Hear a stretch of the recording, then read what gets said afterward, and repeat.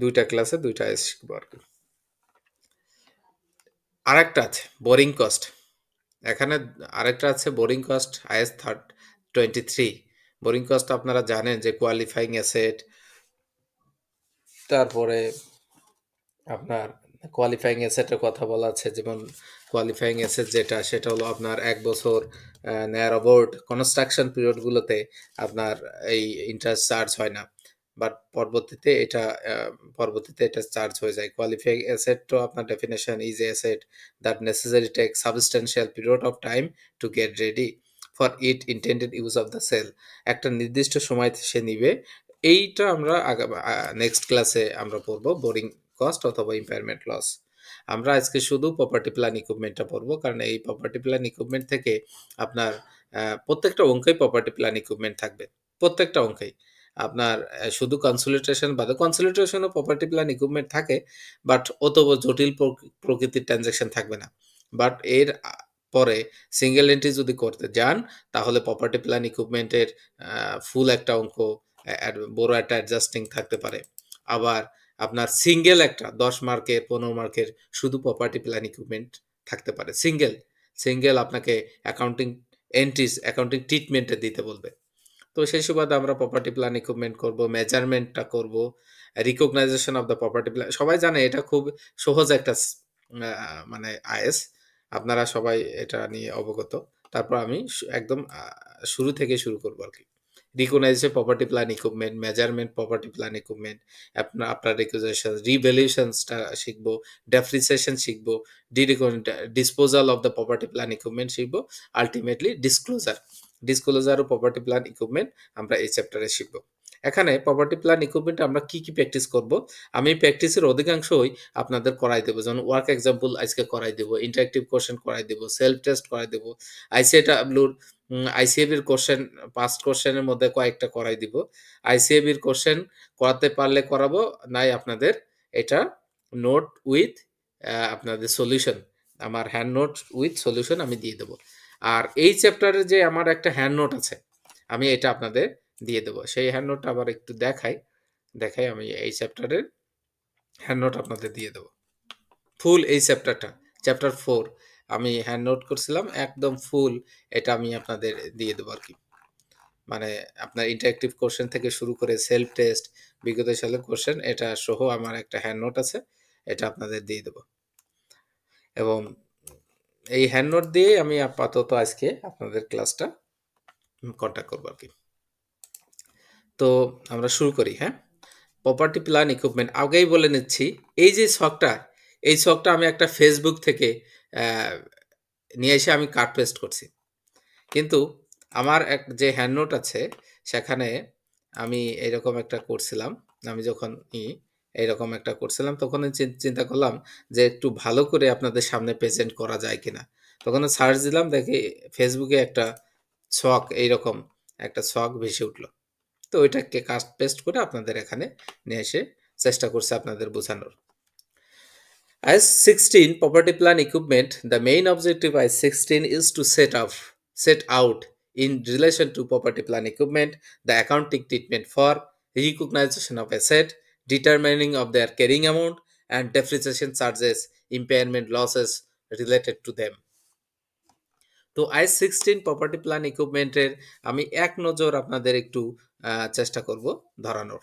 Asset কি? Asset include means property plan equipment that can be used for any following purpose, যেমন productions, supply of the good and services, to earn rental and administration purpose. এটা tangible asset, all the tangible asset held by entity to be used more than 1 year। যদি 1 বছরের কম হয়, আপনি যেটা vanish হয়ে যাবে, তাহলে সেটা প্রপার্টি প্ল্যান ইকুইপমেন্ট বলা যাবে না। তবে 1 বছরের বেশি হবে এবং যে এক্সপেন্ডিচার, নট কস্ট, যে এক্সপেন্ডিচার 1 বছর মোর দেন 1 year এবং সেটাকে সেই অ্যাসেটটা যদি ইকোনমিক বেনিফিট দেয়, মোর দেন 1 year ইকোনমিক বেনিফিট দেয়, তাহলেই এটা আমি রিকগনাইজেশন করব প্রপার্টি প্ল্যান ইকুইপমেন্ট। আদারওয়াইজ এটা প্রপার্টি প্ল্যান ইকুইপমেন্ট রিকগনাইজেশন করব না। এক্সেপ্ট ফর কোনগুলো? হেল্ড ফর সেল আইএস 15 15 আমি প্রপার্টি প্ল্যান ইকুইপমেন্টে আনবো না, কারণ হেল্ড ফর সেল এটা আইফারএস 16, আইফারএস 5 আলাদা একটা স্ট্যান্ডার্ড করছে। ইনভেস্টমেন্ট প্রপার্টি আইএস 14 এটাও আপনি আইএস 16 এ আনতে পারবেন না। ইনভেস্টমেন্ট প্রপার্টি, যেটা ইনভেস্টমেন্ট প্রপার্টি, যেমন আপনার অর্ডিনারি কোর্স অফ বিজনেস, যদি একজন কনস্ট্রাকশন বিজনেস হয়, সে শুধু কনস্ট্রাকশন করে বেড়ায়, এটা কনস্ট্রাকশন তার হলো ordinary course of business.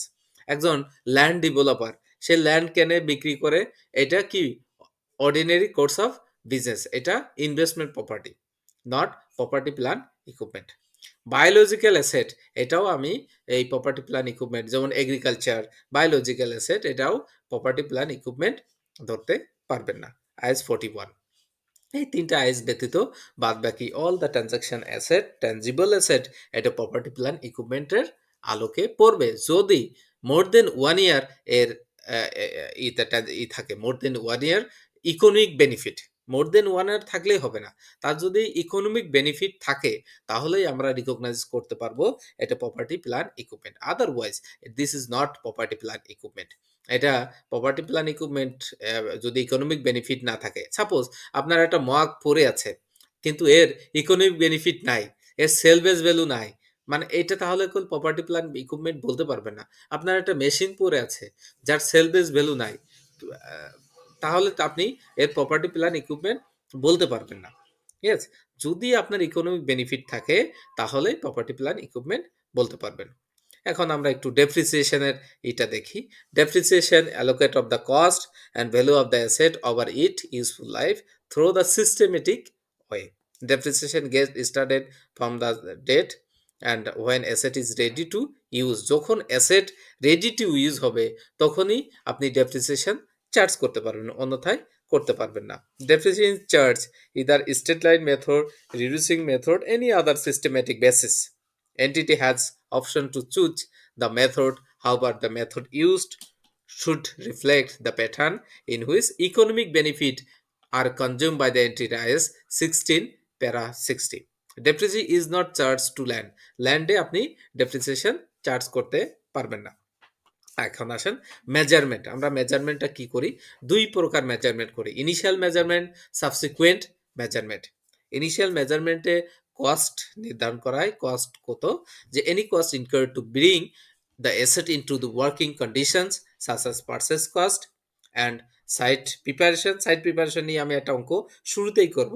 Installation cost, professional fee, running trial run, এগুলো সবই আপনার ইনিশিয়াল কস্ট হিসেবে ইনক্লুড হবে। So any cost incurred to bring the asset into working conditions such as purchase cost, site preparation, installation cost and professional fees, trial run ইত্যাদি ইত্যাদি, এগুলো আপনার initial cost হিসেবে ইনিশিয়াল মেজারমেন্ট করবেন। আর present value of the asset, estimated removal of the cost and যেগুলো restoring cost removal থাকতে পারে। ডিসমেল্টিং কস্ট একটা কথা আছে, যদি আপনার কোনো লোকাল ল, কোনো লোকাল অথরিটি বলে যে 5 বছর পর আপনার এই অ্যাসেটটা এখান থেকে ভ্যানিশ করে দিতে হবে এবং পুরো মাঠ করে দিতে হবে, কারণ আপনার 5 বছর এই কোম্পানির মেয়াদকাল, তখন ডিসমেল্টিং কস্ট একটা কস্ট, মানে ভগ্নাবশেষ মূল্য, যে মানে আপনার ওই স্থান আগের অবস্থায় ফিরিয়ে দিতে হবে। এটা লোকাল অথরিটি যদি ডিমান্ড থাকে, এটাকে ডিসমেল্টিং কস্ট বলে। সাইট রিস্টোরিং চার্জ বলা হয়। সাইট রিস্টোরিং চার্জ মানে পুনরায় আগের অবস্থায় ফিরিয়ে নেওয়া। কারণ সাবসিকুয়েন্ট মেজারমেন্টের মধ্যে রয়েছে দেখেন cost model, revaluation model. Cost model initial, আপনি কস্ট মডেলে যদি যান তাহলে initial cost less accumulated depreciations less accumulated impairment loss যদি থাকে। আর রিভ্যালুয়েশন মডেলটা আপনার জানেন রিভ্যালুড যে অ্যামাউন্ট থাকবে তার থেকে অ্যাকুমুলেটেড ডেপ্রিসিয়েশন সিন রিভ্যালুয়েশন, যে যখন থেকে রিভ্যালুয়েশন হবে তখন থেকে অ্যাকুমুলেটেড ডেপ্রিসিয়েশন চার্জ হবে। আর রিভ্যালুয়েশন মেথডের আরেকটা হলো আগে যে অ্যাকুমুলেটেড ডেপ্রিসিয়েশন আছে সেটুকু অ্যাড হয়ে যাবে, আগে অ্যাকুমুলেটেড ডেপ্রিসিয়েশন অ্যাড হয়ে যাবে। এরপর আসেন এই আপনার এই পর্যন্ত আমার আপনার ইনিশিয়াল কস্ট সাবসিকুয়েন্ট। এখন রিভ্যালুয়েশন মডেল যখনই করতে যাবেন তখন দুইটা জিনিস আসবে, revaluation surplus, revaluation gain or loss. Revaluation surplus যখন হবে তখন আনকভার রিভ্যালুয়েশন লস, এটা আমরা দেখে নেব, ওসিআই তে চলে যাবে যদি revaluation gain or loss, charge whole surplus against amount to OCI other comprehensive ইনকামে, loss to PL as income and charges remain amount, ওটাই আমরা করব, এটা আর তেমন কিছু নাই। সো এই আইএস 16-এর একটা যে ডায়াগ্রাম প্রেজেন্ট করলাম, এটা আপনাদের কারো কোনো দ্বিমত থাকলে আমাকে বলতে পারেন, কোনো কোশ্চেন আছে কিনা এই ইসের মধ্যে?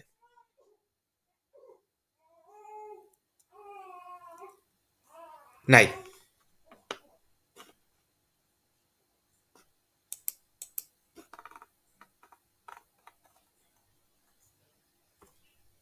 আইএস 16-এ কোনো কোশ্চেন নাই। ওকে, লেটস স্টার্ট। আমি আপনাদের ফুল একটা এই আমার যে এটা দেখালাম আপনাদের, আহ, আমার শিটটা, এটা ফুল সিলেবাসের মানে ফুল চ্যাপ্টারের কোশ্চেন এই এই আমার শিটে। এখানে আপনার ফুললি কতগুলো অঙ্ক, অনেক, আপনার আইএস 16 নিয়ে যত অঙ্ক আছে এখানে আমি করে রাখছি। এর এইটার আলোকে আমি আপনাদের এটা দিয়ে দেবো এবং হ্যান্ড নোটটা আমি আপনাদের প্রোভাইড করব। চলেন আমরা একটা সাইট বিজনেস নিয়ে একটা অঙ্ক করে আসি। সাইট বিজনেস, এটা আমার ইন্টারেক্টিভ কোশ্চেন 1, বই আপনারা খুললে পাবেন।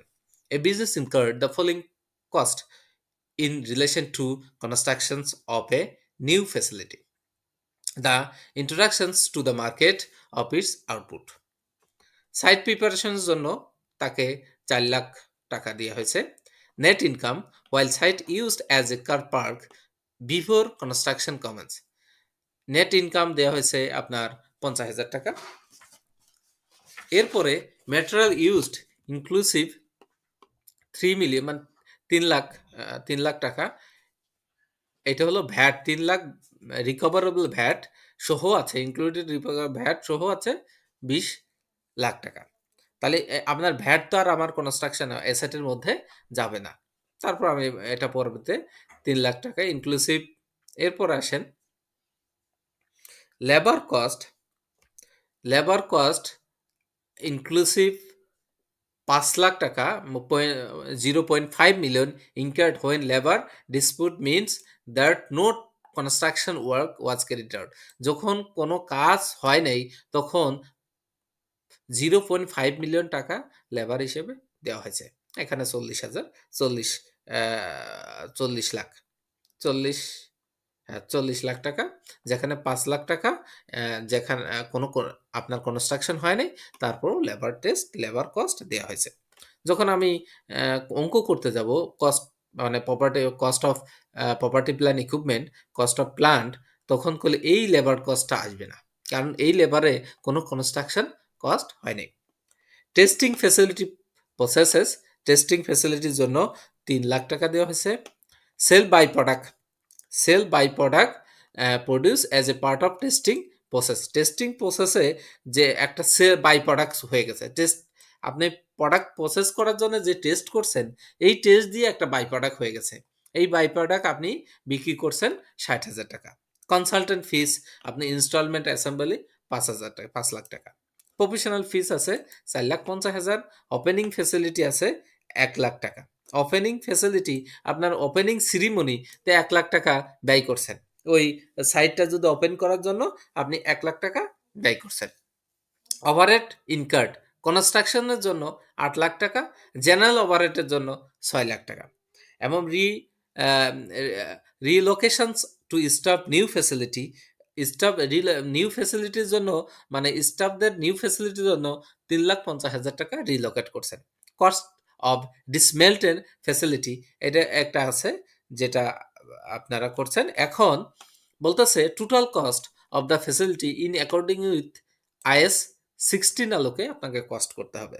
বলছে cost of having no to dismelting the facility at the end of its useful life, discounted the to present value 7,50,000 টাকা. This facility has passed an initial safety inspections, the cost of which is submissions এটা consumed হবে, subconsumed হবে with an other cost. The next inspections is due in 3 years. Thereafter, after 3 years, the cost of every each future inspection is estimated 1,50,000 1,50,000 টাকা inspection charge হবে, cost of charge every year. বলছে while the overall life of the facility is 20 years and 40% of cost, সব কস্টের 40%, এই সব কস্টের 40% আদার দেন safety, safety inspection আমার কত 1,50,000, এই 1,50,000 বাদে সব কস্টের উপর 40% সে কি বলছে টু বি রিপ্লেসড হবে related to item that need to be replacing in 8 years, 8 বছর পর পর এটা রিপ্লেস করতে হবে, যার 40% টোটাল কস্টের উপর। এখন বলছে identify the total cost of the facility according with IS 16, allocate it over facility component. আপনারা এখন আমার সাথে এই অঙ্কটা করবেন। করবেন বলতে আমি অলরেডি আপনাদের জন্য করে রাখছি, জাস্ট আপনারা একটু বলবেন। আচ্ছা, সাইট প্রিপারেশন 4 লাখ টাকা, আমরা এইটা করতেছি। Cost, property plan, equipment, cost, এইটা আমরা করব, এই কলামটা আমরা করছি আর কি। দেখেন সাইট প্রিপারেশন 4 লাখ টাকা, সাইটের জন্য যে প্রিপারেশন করার জন্য 4 লাখ টাকা, ঠিক আছে। Net income while the site used as a car park before the construction commencing, net income তো আমার আসবে না আলটিমেটলি, কারণ আমার এটা তো আমি বের করতে চাচ্ছি যে total cost of the facility in according with IS 16 আলোকে, তাহলে নেট ইনকাম আসবে না। ম্যাটেরিয়াল ইউজড, ভাই একটা কোশ্চেন ছিল। জি আচ্ছা, এখানে নেট নেট ইনকাম বলতে কি, আমি যে সাইটটা, অর্থাৎ আমি যদি ধরে নিই যে একটা ল্যান্ডটা হচ্ছে গিয়ে আমি আমার কনস্ট্রাকশন কাজের শুরুর আগে যদি এটা আমি ভাড়া দিয়ে থাকি, ভাড়া থেকে যদি কোনো রাইট, ইনকাম আসে, এটা বোঝাচ্ছে কিনা? জি জি, আপনি কনস্ট্রাকশন করার আগে প্রায়োর টু কনস্ট্রাকশন অথবা বিফোর দ্য কনস্ট্রাকশন আপনি ওই জায়গাটা কার পার্কিং এর জন্য ভাড়া দিছেন। আচ্ছা, তার মানে হচ্ছে কি আমার তাহলে কি ওই সাইট প্রিপারেশন যে খরচটা রিডিউস হবে এই ইনকামটা দ্বারা নাকি? না না, আমার আমার তো বলতেছে সাইটের জন্য কত কস্ট আপনি নির্ধারণ করেন, প্রপার্টি প্ল্যান এর আলোকে সাইটের কস্ট নির্ধারণ করেন, ওই সাইটের কস্ট নির্ধারণ করেন। তো নেট ইনকাম যে উইথ সাইট, আমি কনস্ট্রাকশন করার আগেই আমার নেট ইনকাম হয়েছে মানে ভাড়া দিয়ে, তাহলে আমার তো কাজ হলো কনস্ট্রাকশনের কত খরচ, তো ওই ভাড়ার যে ইনকাম এটা তো আদার ইনকাম, নট সাইটের কস্ট না। এরপর আচ্ছা, তার মানে হচ্ছে এটা হলো গিয়ে এই মানে সাইটের কস্টের সাথে এটার কোনো অ্যাডজাস্টমেন্ট নাই, এটা অ্যাডজাস্টমেন্ট সরাসরি আদার নন অপারেটিং ইনকামে যাবে। না, নন অপারেটিং ইনকাম হবে, এটা তো প্রপার্টি প্ল্যান ইকুইপমেন্টের সাথে কোনো সম্পৃক্ততা নেই। ওকে ওকে ওকে, আচ্ছা, ফর দ্য পয়েন্ট। এই তো ম্যাটেরিয়াল ইউজড এখানে আছে কত 20 লাখ, বলতেছে 3 লাখ টাকা আপনার ভ্যাট, ভ্যাট কি ওই ইসে আসবে? আসবে না, ভ্যাটটা আসবে না, প্রপার্টি প্ল্যান ইকুইপমেন্টের সাথে ভ্যাট আসবে না, যে ম্যাটেরিয়াল ইউজড সেটা আপনার ওই ভ্যাটটা বাদ দিয়ে আমার টোটাল কস্টটা, ম্যাটেরিয়াল যতটুকু কিনছেন ইনক্লুসিভ 3 লাখ টাকা রিকভারেবল ভ্যাট, যেটা আপনি রিকভার করতে পারবেন। ম্যাটেরিয়াল ইউজড বলতে কি, আপনি ম্যাটেরিয়াল যেটা কিনছেন যখন আপনি মাল বিক্রি করবেন তখন তো আবার ভ্যাট ইউজ করবেন, ভ্যাট মানে ইনক্লুসিভ করবেন, তাহলে এই 3 লাখ টাকা আপনার এটা রিকভার হবে, এর কারণে আমার এই কস্টের মধ্যে ভ্যাটটা ইনক্লুডেড হবে না। এরপর আসেন লেবার কস্ট, লেবার কস্টের মধ্যে 5 লাখ টাকা যেটা ইনকার্ড হয়েছে, মানে তখন কোনো কনস্ট্রাকশন ওয়ার্ক চলে নাই, এর কারণে আপনি এই 5 লাখ টাকা বাদ দিয়ে দিবেন। টেস্টিং 3 লাখে 3 লাখ দিয়ে দিবেন। বাই প্রোডাক্ট আপনি টেস্ট করতে যাই কিছু বাই প্রোডাক্ট হয়ে গেছে, যেটা সেল করে 60,000 টাকা পাইছেন, এটা মাইনাসে রাখবেন, কারণ টোটালটা থেকে ওই বাই প্রোডাক্ট ইনকামটা বাদ চলে যাবে। কনসালটেন্ট ফিস জন্য আপনি কিছু টাকা দিচ্ছেন, ওই সাইট প্রিপারেশন করার জন্য দিবেন। প্রফেশনাল ফিসের জন্য আপনি কিছু টাকা দিচ্ছেন, সেটাও সাইটের সাথে কস্টের সাথে ইনক্লুড হয়ে যাবে। কিন্তু ওপেনিং সিরিমনি করছেন, ওই সাইট ওপেন করার জন্য একজন গায়িকাকে নিয়ে আসছেন, দুইজন এমপিকে নিয়ে আসছেন, তার জন্য খরচ করছেন 1,00,000 টাকা, এইটা কস্টের মধ্যে দেওয়া যাবে না, এটা অ্যাডমিনিস্ট্রেশন খরচ। ওভারহেড ইনকার্ড, ওভারহেডের ইনকাম মধ্যে কনস্ট্রাকশনের জন্য যে ওভারহেডগুলো হয়েছে 8,00,000 টাকা, সেটা আপনার সাইট কস্ট হিসেবে ধরবে।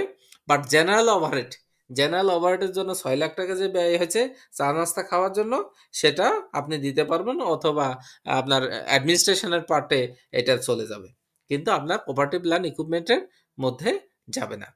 Relocate, relocation of staff, new ফ্যাসিলিটির জন্য স্টাফেদের যে রিলোকেট করছেন, ট্রান্সফার করছেন, সেখান থেকে যে খরচটা হয়েছে, এটা অ্যাডমিনিস্ট্রেশন, জেনারেল অ্যাডমিনিস্ট্রেশন, এটা আপনার সাইটে দেওয়া যাবে না। এখন কস্ট অফ ডিসমেন্টেড ফ্যাসিলিটি, মানে আপনার লোকাল অথরিটি এই কিছু সত্য দিয়ে রাখছে, যে এই সাইট করার পর এই সাইটে যখন মেয়াদ শেষ হয়ে যাবে, তখন আপনার সমস্ত কনস্ট্রাকশনের ম্যাটেরিয়াল এখান থেকে সরাই ফেলে একদম নতুন ফিল্ড করে দিতে হবে, একদম আগের মতো যে যে পজিশন ছিল এই পজিশন করে দিতে হবে। আপনারা কি জানেন বিজিএম এর একটা ভবন ছিল কাউরান বাজারে, কারওয়ান বাজারে বিজিএম এর একটা ভবন ছিল, সম্ভবত এটা ভ্যানিশ করে দিয়েছে সরকার, ভেঙে ফেলছে, ভেঙে একদম নতুন করে যে অবস্থায় ছিল এই অবস্থায় ফিরিয়ে দিতে বলছে, যে আগামী 5 বছরের ভিতরে এই অবস্থায় ফিরিয়ে দিতে হবে। তারা ওই বিল্ডিংটা ভেঙে ফেলে একদম আগে যে অবস্থায় ছিল সেই অবস্থায় ফিরে দেয়, এইটাকে বলা হয় কস্ট অফ ডিসমেন্টেড ফ্যাসিলিটি। এটার জন্য সে এটা আমি এই যে এখানে বলছে আপনার অ্যাডজাস্টিং এন্ট্রিজ, যে cost of dismantling facility at the end of its useful life, useful লাইফের পর যে ডিসমেন্টিং ফ্যাসিলিটি যে অবস্থায় ছিল সেই অবস্থায় আপনাকে ফিরিয়ে দিতে হবে as per local law, local authority, সেটাকে আপনাকে কনসিডারে নিতে হবে ওই সাইট কস্ট নির্ধারণ করার জন্য। তাহলে আমি টোটালটা যোগ করলে আপনার 83,40,000 টাকা আপনার সাইট কস্ট হিসেবে নির্ণয় করলাম। এখন আরেকটা বলতেছে, এখানে তো কয়েকটা এন্ট্রি আছে, বলতেছে 84 লাখ, তার মধ্যে আপনার রেগুলার সেফটি ইন্সপেকশন আছে না 1,50,000 টাকা, আপনার কস্ট টু ইন্সপেকশন 1,50,000 টাকা দিলেন। এরপরে বলতেছে আর একটা overall life of the facility is 20 ইয়ার, 20 বছর, তার লাইফ ফ্যাসিলিটি 20 ইয়ার। বলছে 20% কস্ট, 20% কস্ট আদার দেন সেফটি ইন্সপেকশন, এই সেফটি 1,50,000 টাকা ব্যতীত, 1,50,000 টাকা ব্যতীত 20% cost related to item that will need replacing in 8 years, 8 বছর পর সবগুলো রিপ্লেস হয়ে যাবে। তাহলে সব এই আপনার 83 লাখ পয়েন্ট 83 লাখ.4, 83,40,000 টাকা জাস্ট সেফটি ইনস্ট্রাকশন বাদ দিয়ে যত 40% আছে, এটা 8 বছর পর পর কি হবে, রিপ্লেসমেন্ট হবে, তার রিপ্লেসমেন্ট করে দিলাম। এরপরে আমার টোটালকে 83,40,000 টাকা, তাহলে আমার সেফটি ইন্সপেকশনের জন্য 1,50,000, আর টু বি রিপ্লেস ইন 8 ইয়ার, 8 ইয়ার পর পর আমাকে এই টাকাটা খরচ করতে হবে, এই টাকার মধ্যে বাদ বাকি যে রিমাইন্ডার কস্ট সেটা দিয়ে দিলাম। তাহলে আমার টোটাল ইউনিট কস্ট সাইট প্রিপারেশনের খরচ হলো এটা 83,40,000 টাকা। ওকে, কারো কোন কোশ্চেন আছে?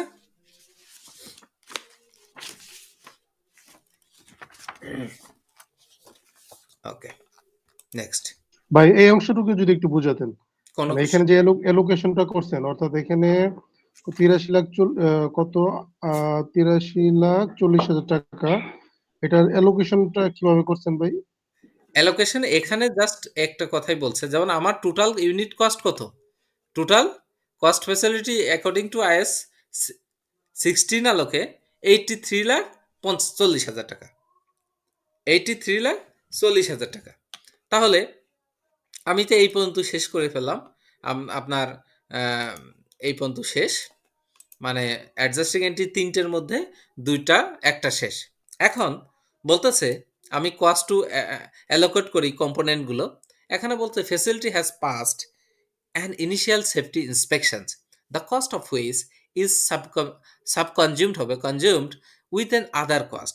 The next inspections is due in 3 years and thereafter every 3 years 3 বছর পর পর ইন্সপেকশন কস্ট হবে। Next inspection, the cost of each future inspections is estimated 1,50,000, 1,50,000 টাকা কস্ট ইন্সপেকশনটা হবে। 1,50,000 আমি দিয়ে দিলাম। এরপরে বলতেছে আমার টোটাল কস্ট কল 83, আর এই যে সেফটি ইন্সপেকশনস 1,50,000 এর মধ্যে আছে 83,40,000। এরপর বলতেছে 3 বছর পর পর এটা হতে থাকবে। এরপর while overall life of the facility is 20 years, 20 বছর এই ফ্যাসিলিটির লাইফ হলো 20 বছর, এবং 40% of that cost, 40% of cost other those safety inspections related to item that will need to replace in 8 years. 40% of other those safety inspection, এই যে 1,50,000 টাকার যে safety inspection এইটা বাদে 40% আপনি কি করবেন, রিপ্লেস করতে হবে, 8 বছর পর পর রিপ্লেস করতে হবে। তাহলে আমি এই সেফটি ইন্সপেকশন 1.5 লাখ টাকা, 1.5 লাখ এই যে 83,40,000 থেকে 1.5 লাখ টাকা বাদ দিয়ে 40% আমি আপনার রিপ্লেস করতে হবে। এই টোটাল কস্টের মধ্যে এই 32,76,000 টাকা কি করতে হবে, রিপ্লেস করতে হবে 8 বছর পর, 8 বছর পর পর। রিমাইন্ডার যেটা থাকে এই দুটো বাদ দিলে এই 83,40,000 যা থাকে এটা হলো balancing figure, balancing.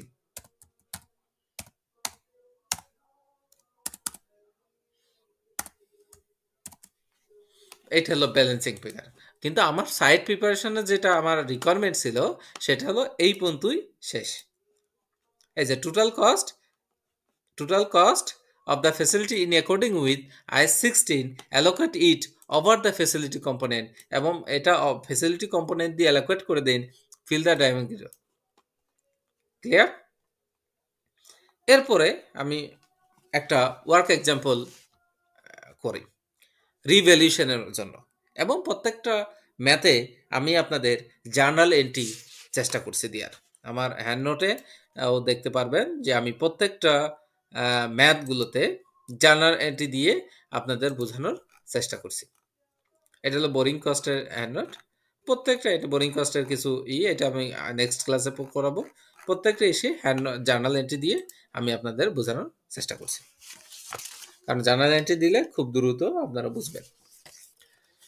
Flower Limited has two non-current asset, দুইটা non-current asset. Asset A was bought for 14 lakh some years ago is now valued. এই 14 লাখ আমি কিছু বছর আগেই এই অ্যাসেট এ কিনছি, নাও ইজ ভ্যালুড 45 লাখ, এখন রিভ্যালুড করলেন 45 lakh. This asset not depreciated, এই অ্যাসেট ডেপ্রিসিয়েট হয় নাই। তাহলে আমার এই অ্যাসেট এর জার্নাল এন্ট্রি কি হবে বলেন তো ভাই? Anybody else?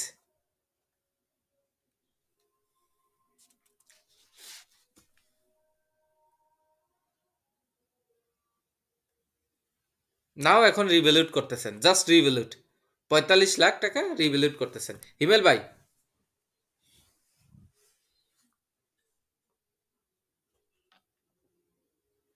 ভাই আমি খালি শুনতেছি, আমি বাড়ি তো একটু আজকে আমাকে ই করা লাগবে। ঠিক আছে ঠিক আছে। আর কে কাকে বলি? নবী ভাই কি বলতে পারবেন? ভাই এখানে অ্যাসেটটার ভ্যালু হচ্ছে কি 14 লাখ, রিভ্যালুড অ্যামাউন্ট হচ্ছে 45 লাখ, তাই না? জি। তার মানে এটা হচ্ছে কি রিভ্যালুয়েশন গেইন হইছে, বলতে পারেন। তো এটা হচ্ছে যদি রিভ্যালুয়েশন গেইন হয়, যেহেতু ডেপ্রিসিয়েশন নাই, তাহলে এখানে ডেপ্রিসিয়েশন মানে কোন ডেপ্রিসিয়েশন তো আর এটাকে অ্যাডজাস্ট করার কোনো সুযোগ নাই। তার মানে হচ্ছে গিয়ে রিভ্যালুয়েশন গেইন যদি ক্রেডিট করি, অ্যাসেট বাড়ছে, তাহলে asset debit, revaluation gain credit. Full জার্নালটা বলতে পারেন, ফুল কত কত টাকা দিব? এখানে হচ্ছে গিয়ে আমার যেহেতু ডেপ্রিসিয়েশন না, এখানে হলো গিয়ে 45 লাখ থেকে 14 লাখ বাদ দিলে যেটা আসে সেটা হলো গিয়ে হচ্ছে গিয়ে আপনার 31 লাখ 31 লাখ টাকা। এত তো হওয়ার কথা কি? কত এখানে? 14 লাখ আর এখানে 45 লাখ। 31 লাখ। আচ্ছা আমি বলতেছি, হ্যাঁ, 31 লাখ টাকা হচ্ছে revaluation gain. Revaluation surplus, not gain, হ্যাঁ, হ্যাঁ, সারপ্লাস, হ্যাঁ। সারপ্লাস। রিভ্যালুয়েশন সারপ্লাস, আমার রিভ্যালুয়েশন অ্যাসেট আমি যখন আপনার ফুল জার্নাল এন্ট্রি করতে যাবেন তখন এইভাবে রিভ্যালুয়েশন অ্যাসেট, এটা হলো আপনার প্রপার্টি প্ল্যান ইকুইপমেন্টে আপনি রিভ্যালুয়েশন অ্যাসেট 1 45 লাখ, কারণ আমার এখন অ্যাসেটের মূল্য হলো 45 লাখ। আগের অ্যাসেট যেটা আমি কিনছিলাম সেটার মূল্য হলো 14 লাখ, আর রিভ্যালুয়েশন সারপ্লাস 31 লাখ, এটা বাদ দিলাম। নবী ভাইয়ের কথা ঠিক আছে, নবী ভাইয়ের জার্নালও ঠিক আছে, কারণ আমি যদি শুধু 31 লাখের জার্নাল করি তাহলে revaluation asset debit 31 lakh, revaluation surplus 31 lakh.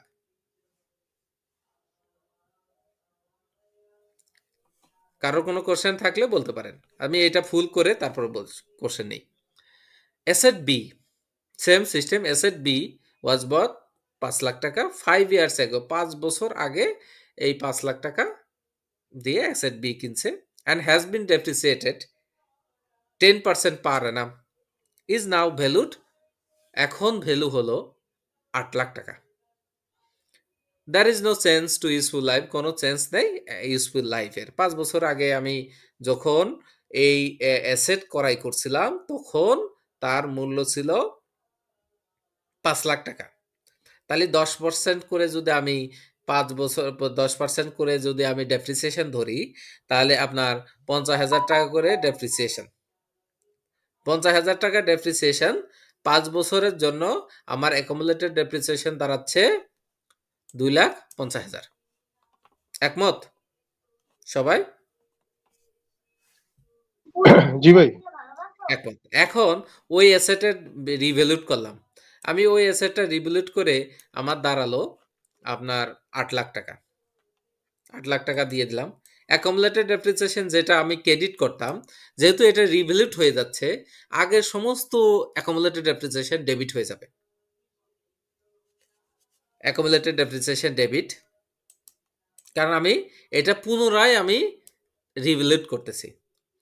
তাহলে আমার দেখেন আমি এখন রিভ্যালুট করলাম 8 লাখ টাকা, আর 5 বছরের জন্য যে ডেপ্রিসিয়েশন চার্জ হিসেবে আমি অ্যাকুমুলেট করে রাখছি, অ্যাসেট থেকে বাদ দিয়ে অ্যাকুমুলেট করে রাখছি, সেটা হলো 2,50,000।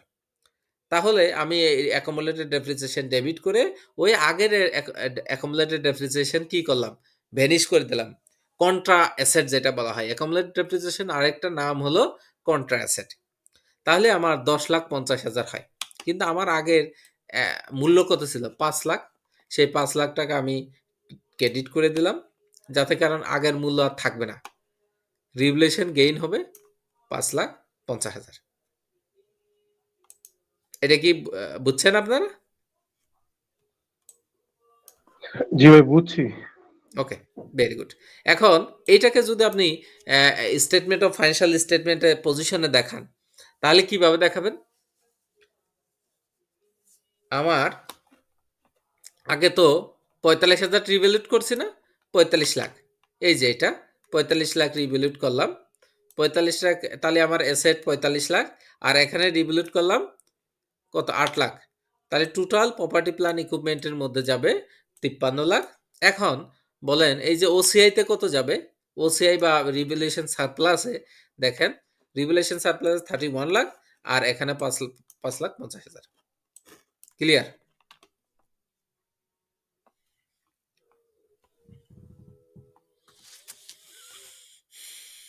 এখন গুরুত্বপূর্ণ একটা অঙ্ক করব, এটা অ্যাসেট হেল্ড ফর সেলের অঙ্ক, যেটা আমরা আইএফআরএস 15 পড়ে আসছি, আইএফআরএস 5 পড়ে আসছি এর আগে, আইএফআরএস 5 অলরেডি আমরা পড়ছি। The item of property plan equipment was acquired on 1st January 2005. ভাই নুরুদ্দিন ভাই, জি, একটু ক্লাস রেকর্ড গুলা ছেড়ে দিয়ে আমাদেরকে। ঠিক আছে, না প্রত্যেকটা ক্লাসে ছেড়ে দিচ্ছি তো। আর হলো যে মেইল দেখলাম একটাই পাইছি, আর পাই নাই ভাই, বাকি মেইল গুলা যদি সিনপসিসের মেইলগুলা দিতেন তাহলে আমরা একটু স্টাডি শুরু করে দিতাম ভাই। না, এটা তো হোয়াটসঅ্যাপে ছেড়ে দিচ্ছে এখন। হোয়াটসঅ্যাপে দিচ্ছেন? হ্যাঁ, হোয়াটসঅ্যাপে ছেড়ে দিচ্ছে। হোয়াটসঅ্যাপে পড়ার সাথে আচ্ছা, সাথে করে দিচ্ছে। ঠিক আছে ভাই। An item of property plan equipment was acquired on 1st January 2005.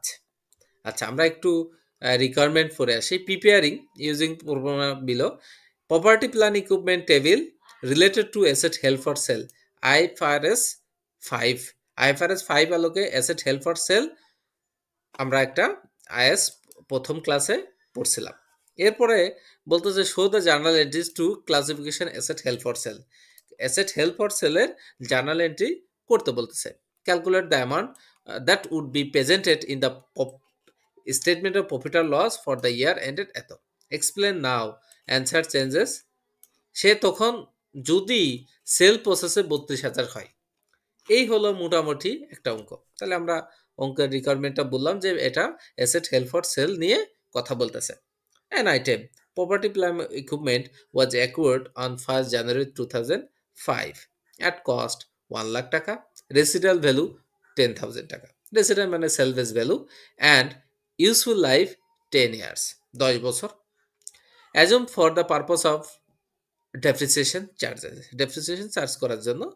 তাহলে আমার 1 বছরের ডেপ্রিসিয়েশন কত হবে? সেলভেজ ভ্যালু বাদ দেন, 1 লাখ থেকে 10,000 বাদ দেন 90,000, 90,000 দিয়ে 10 দিয়ে ভাগ দিলে 9,000 টাকা করে 1 বছরের depreciation. Now 1st January 2008 the asset was held for sale। যখন অ্যাসেট হেল্ড ফর সেল হয়ে গেল 5 জানুয়ারি থেকে আপনার অ্যাসেট কিনছেন, 5, 6, 7, 8 তো শুরু 1st জানুয়ারি, তাহলে 7 পর্যন্ত 5, 6, 7 3 বছরের ডেপ্রিসিয়েশন আপনাকে চার্জ করতে হবে। তাহলে 3 নং 27,000 টাকা ডেপ্রিসিয়েশন চার্জ করতে হবে। 1st January 2008 the asset was classified as a held for sale।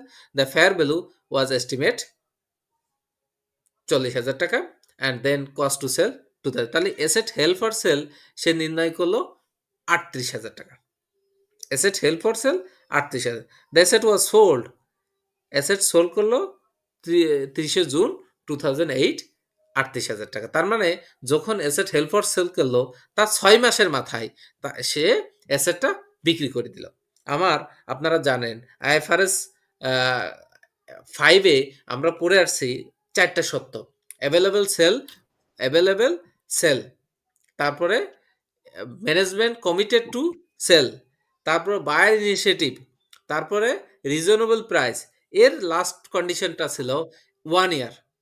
Asset held for sell করার পর 1 ইয়ার মধ্যে এটাকে সেল করে দিতে হবে। এখানে সেল করছে 6 মাসের মধ্যেই সেল করে দিছে। এখন আমার এই যে একটা অ্যাসেট হেল্ড ফর সেলের একটা করতে হবে।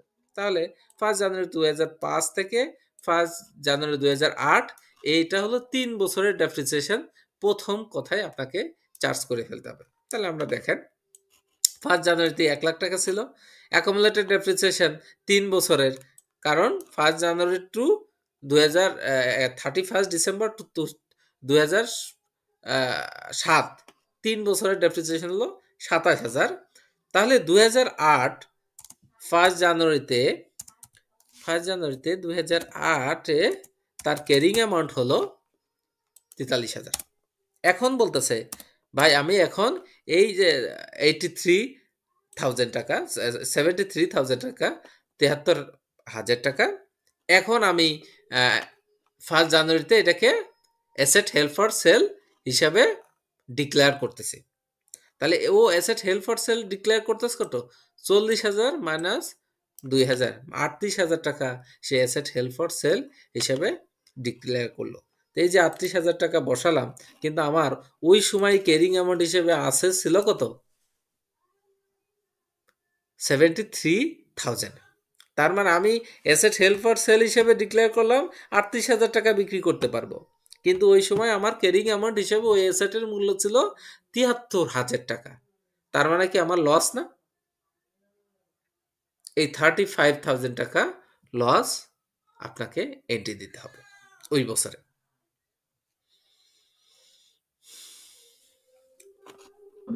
ভাই এটা যদি ভাই উল্টা হতো, মানে হচ্ছে কি যদি আপনার ক্যারিং অ্যামাউন্ট থেকে যদি আমার রিকভারেবল অ্যামাউন্টটা বেশি হতো, সেক্ষেত্রে কি আমি এটা রিভ্যালুয়েশন সারপ্লাস হিসেবে না ইয়ে না, করতাম? আইএস আইএস 36 অনুযায়ী আপনি রিভ্যালুয়েশন ইম্পেয়ারমেন্ট লসে রিভ্যালুয়েশন সারপ্লাস করতে পারবেন না, এসেট হেল্ড ফর সেলে করতে পারবেন না। যখন সেল করে ফেলবেন তখন গেইন হিসেবে আপনি ট্রিট করতে পারবেন। যখন সেল করবেন তখন গেইন হিসেবে। তাহলে জি তার মানে হচ্ছে গিয়ে আমাদের এখানে আমরা যতদূর বুঝতে পারছি কনজারভেটিভ ওয়েতে আমরা ট্রিটমেন্ট দিয়েছি, মানে যদি আমার ক্যারিং অ্যামাউন্ট থেকে যদি আমার রিকভারেবল অ্যামাউন্টটা যদি কম হয় তাহলে ডিফারেন্সটা আমার ইম্পেয়ারমেন্টে যাবে, আর যদি বেশি হয় তাহলে আমি সেটার কোনো মানে সারপ্লাস কনসিডার করব না। কনসিডার করতে পারবেন না আইএস অনুযায়ী, যতক্ষণ না পর্যন্ত আপনি এটা সেল করতেছেন। সেল করলে তো আপনার গেইন হয়ে যাবে।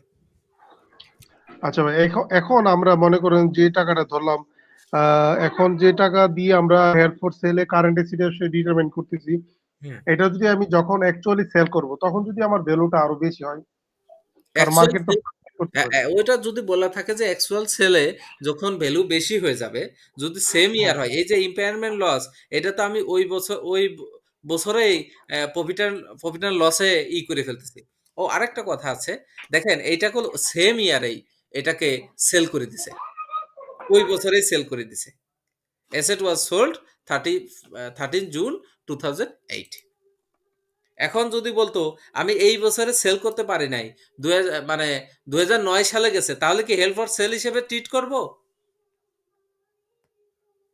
জি ভাই, এটা তো হেল্প ফর সেলই হবে, কারণ আমি যদি এটা সেল না করি তাহলে তো যতদিন 1 বছরের ভিতরে এটা তো আমাকে হেল্প ফর সেল হিসাবে হ্যাঁ, এই যে রেকর্ড করতে হবে। জানুয়ারির 1 তারিখ থেকে জানুয়ারির 31 ডিসেম্বর 2008 পর্যন্ত আপনি হেল্প ফর সেল হিসেবে ট্রিট করতে পারবেন। যেই 8 থেকে 9 চলে যাবে তখনই আপনার রেগুলার হিসেবে ট্রিট করতে হবে, তখন হেল্প ফর সেল ট্রিট করতে পারবেন না। ইনফ্যাক্ট এর উপরে ডেপ্রিসিয়েশন চার্জ হয়ে যাবে। বোঝা গেছে ভাই? জি ভাই, কিন্তু এইখানে আমার কনফিউশনটা হচ্ছে, আমার যদি হচ্ছে গিয়ে রিপোর্টিং ডেটে যদি আমার হলো গিয়ে আমি আমি যদি হচ্ছে গিয়ে এটাকে ইয়ে করি, মানে হেল্প ফর সেল হিসেবে কাউন্ট করি, এবং এটাকে যদি আমি পরবর্তী ফাইন্যান্সিয়াল ইয়ারে যদি আমি সেল করি, সেক্ষেত্রে আমার প্রিভিয়াস যদি কোনো ইম্পেয়ারমেন্ট লস থাকে বা রিভ্যালুয়েশন গেইন সারপ্লাস থাকে, সেক্ষেত্রে এটা ট্রিটমেন্ট কি হবে? রিভ্যালুয়েশন গেইন সারপ্লাস যখন থাকবে অথবা আমার যা লস হবে, তখন হলো এটা ট্রান্সফার হয়ে যাবে ইকুইটির সাথে। ইকুইটির সাথে এটা আমি পরে এই ক্লাসে আমি আপনাদের শেখাবো। রিটেন আর্নিং এর সাথে এটা ট্রান্সফার হয়ে যাবে ভাই। আচ্ছা আচ্ছা, ঠিক আছে ভাই। রিটেন আর্নিং এর সাথে ট্রান্সফার হয়ে যাবে, এটা আমি আপনাদের আজকে শিখাবো। কারণ এটা একটা যখন আপনি রিভ্যালুয়েশন গেইন হলো, এরপরে যাই রিভ্যালুয়েশন লস হয়ে গেছে। হ্যাঁ, আপনি প্রথমে রিভ্যালুয়েশন করলেন, এটা রিভ্যালুয়েশন সারপ্লাস দেখালেন, এরপরে যখন সেল করে দিলেন তখন রিভ্যালুয়েশন লস হয়ে গেল। এই যে দুটার মধ্যে যে মায়ের প্যাচ, এটা আবার আপনার রিটেন আর্নিং এর সাথে অ্যাডজাস্টমেন্ট হবে। এটা আমি আপনাদের দেখাবো। এটি এই ক্লাসে আমার ট্রান্সফার অফ রিটেন আর্নিং এরকম একটা আছে, ম্যানুয়ালও আছে, আপনার আইএস 16-এ এটাকে করছে। তাহলে আসেন, এই পর্যন্ত আমরা বুঝলাম। এখন বলতে journal entry classification asset held for sell করেন। তাহলে অ্যাসেট হেল্ড ফর সেল হলো আমার 38,000 টাকা। 38,000 টাকা অ্যাসেট হেল্ড ফর সেল। আর আমার এটা জার্নাল করতেছি। আমার টোটাল আমার প্রপার্টি প্ল্যান ইকুইপমেন্ট আছে কত? প্রপার্টি প্ল্যান ইকুইপমেন্ট আছে 1,00,000 টাকা। টোটাল প্রপার্টি প্ল্যান ইকুইপমেন্ট আমার শুরুতে কস্ট ছিল 1,00,000 টাকা, যার মধ্যে অ্যাসেট হেল্ড ফর সেল আমার ডিক্লেয়ার করলাম 38,000 টাকা। দেখেন, আমি অ্যাসেট হেল্ড ফর সেল তো অলরেডি ডিক্লেয়ার করে দিলাম 38,000 টাকা, আর আমার টোটাল অ্যাসেট ছিল 1,00,000 টাকা। এই 1,00,000 টাকার মধ্যে 38,000 টাকা অ্যাসেট হেল্ড ফর সেল, এরপরে 27,000 টাকা আমার অ্যাকুমুলেটেড ডেপ্রিসিয়েশন, আর ইম্পেয়ারমেন্ট লস পিএলএ চার্জ হবে 35,000 টাকা, যেটা আমি এর আগেই এইটার সলিউশন আপনাদের করে দেখাইছি। এখন পিএলএ চার্জ করবেন কত?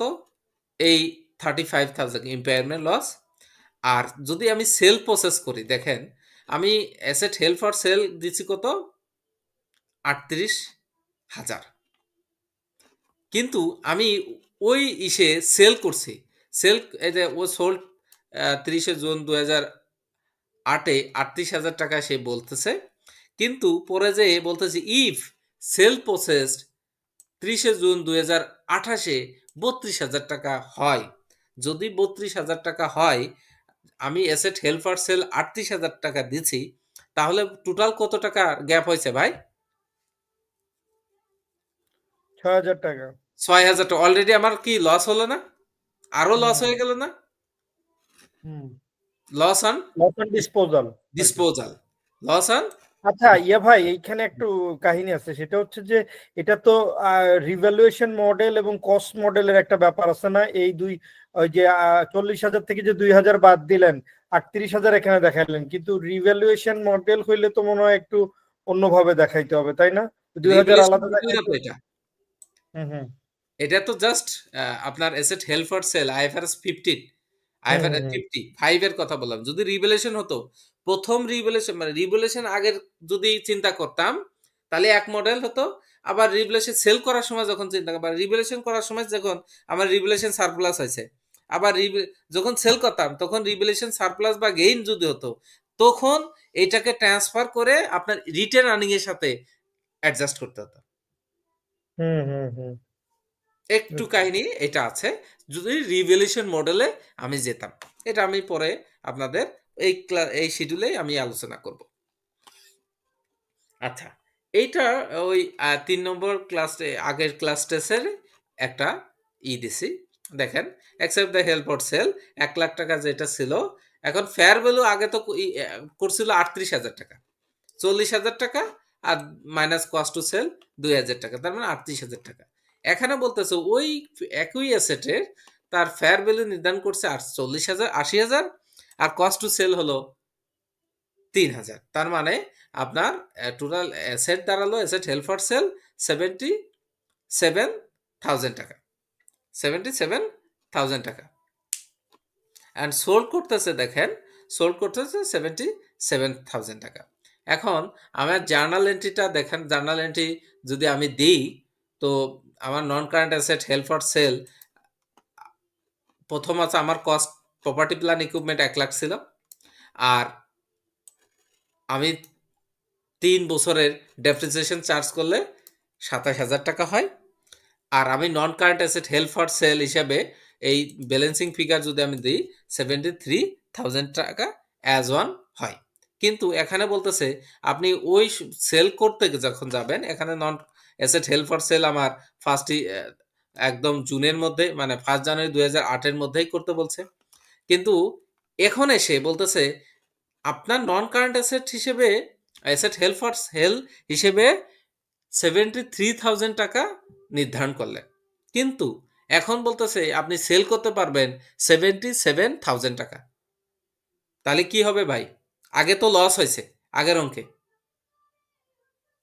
35,000 টাকা লস ছিল, এখন কি এটা গেইনে পরিণত গেইন হয়েছে, হবে, গেইন ভাই। Gain on disposal.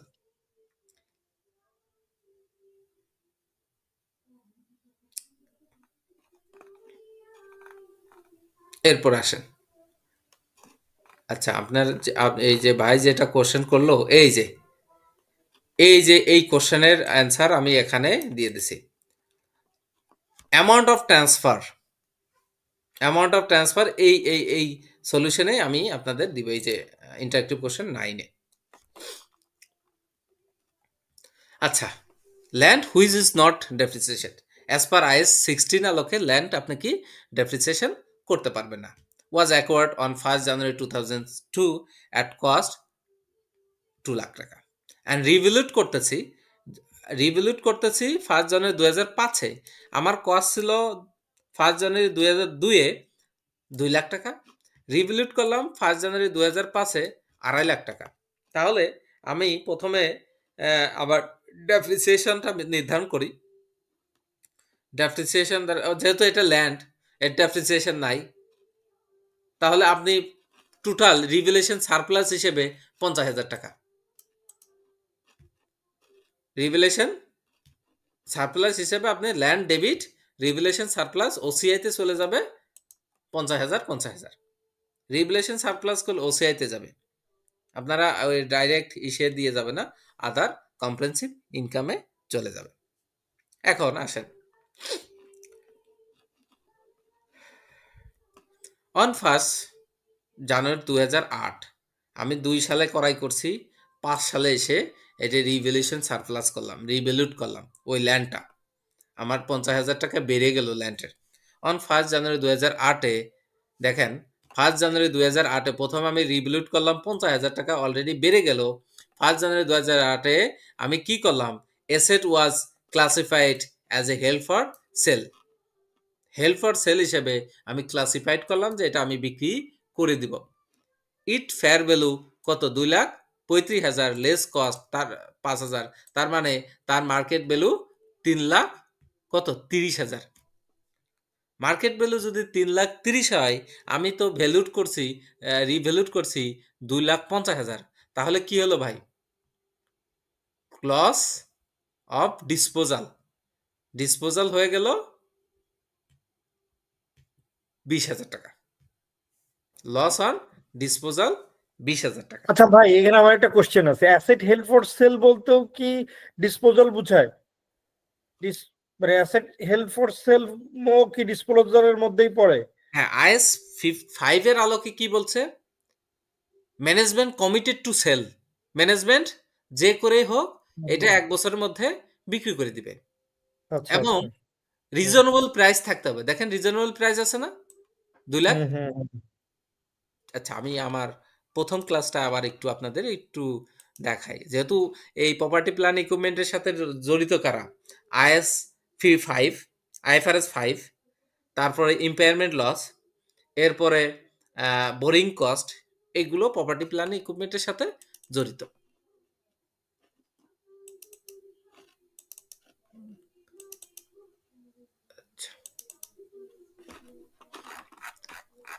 একটু জাস্ট রিমাইন্ড করানোর জন্য আমি এটা শীটটা বের করলাম। দেখেন এই যে আপনার অ্যাসেট হেল্ড ফর সেলের জন্য আমার কি বলতেছে, available sale in present condition, present condition যেটা থাকবে সেটা available sale, sale is highly probable, 99% probable sale হবেই। তখন কি কন্ডিশন থাকবে, management committed to plan to sale, active programme to locate the buyer initiative, asset is marketed at reasonable price, price থাকবে, and within 5 year. তাহলে management commit যদি করে যে আমি 1 বছরের মধ্যে সেল করে দেব, এটাকে সেল হিসাবে দিতে, অ্যাসেট হেল্ড ফর সেল হিসাবে ট্রিট করতে হবে, তখন থেকে কোনো ডেপ্রিসিয়েশন হবে না। যখন থেকে আপনি অ্যাসেট হেল্ড ফর সেল হিসেবে ট্রিট করবেন, তখন ধরে নেবেন এটা সেল হয়ে গেছে, 1 বছরের ভিতরে সেল হয়ে যাবে। এটা আপনি ব্যালেন্স শিটে দেখাবেন যে আমার এটা অ্যাসেট হেল্ড ফর সেল, এর কোনো ডেপ্রিসিয়েশন চার্জ করা যাবে না। ক্লিয়ার? ক্লিয়ার কিনা? Anybody else? ক্লিয়ার? না না, ক্লিয়ার। আচ্ছা, এরপরে interactive question 9। 1 January 2001 Tiger Limited by কত, 1,20,000 টাকা আইটেমস অফ দ্য প্রপার্টি। খুবই সহজ অঙ্ক। Property plan equipment which has estimated useful life 20 years with no residual value. Tiger Limited depreciates it non-current asset on a straight line basis. Tiger Limited's year end is 31st December 2003। ধরেন একের একটা হিসাব করে 2003-এ এসে 1, 2, 3 কয় বছর, 3 বছরের পরে the asset was carried out in the statement property plan equipment, 3 বছর পর তার ফাইন্যান্সিয়াল স্টেটমেন্ট ফাইলের পজিশন বিবেচনা করতেছে, তার কস্ট ছিল 1,20,000, 3 বছরে অ্যাকুমুলেটেড ডেপ্রিসিয়েশন হয় ধরেন 1,20,000 ভাগ 20 বছর গুণ 3, 18,000, তার ক্যারিং অ্যামাউন্ট দাঁড়ালো কত, 1,02,000। ঠিক আছে, 31 ডিসেম্বর 2003। 1 জানুয়ারি 2004-এ দ্য অ্যাসেট ইজ রিভ্যালুড করলাম 1,36,000 টাকা। ভাই ক্লিয়ার কিনা? 1 জানুয়ারি 2004-এ সে অ্যাসেট কি হলো, রিভ্যালুড করলো 1,36,000। তাহলে এই যে অ্যাকুমুলেটেড ডেপ্রিসিয়েশন 18,000 কি হবে, প্লাস হয়ে যাবে প্রথমেই।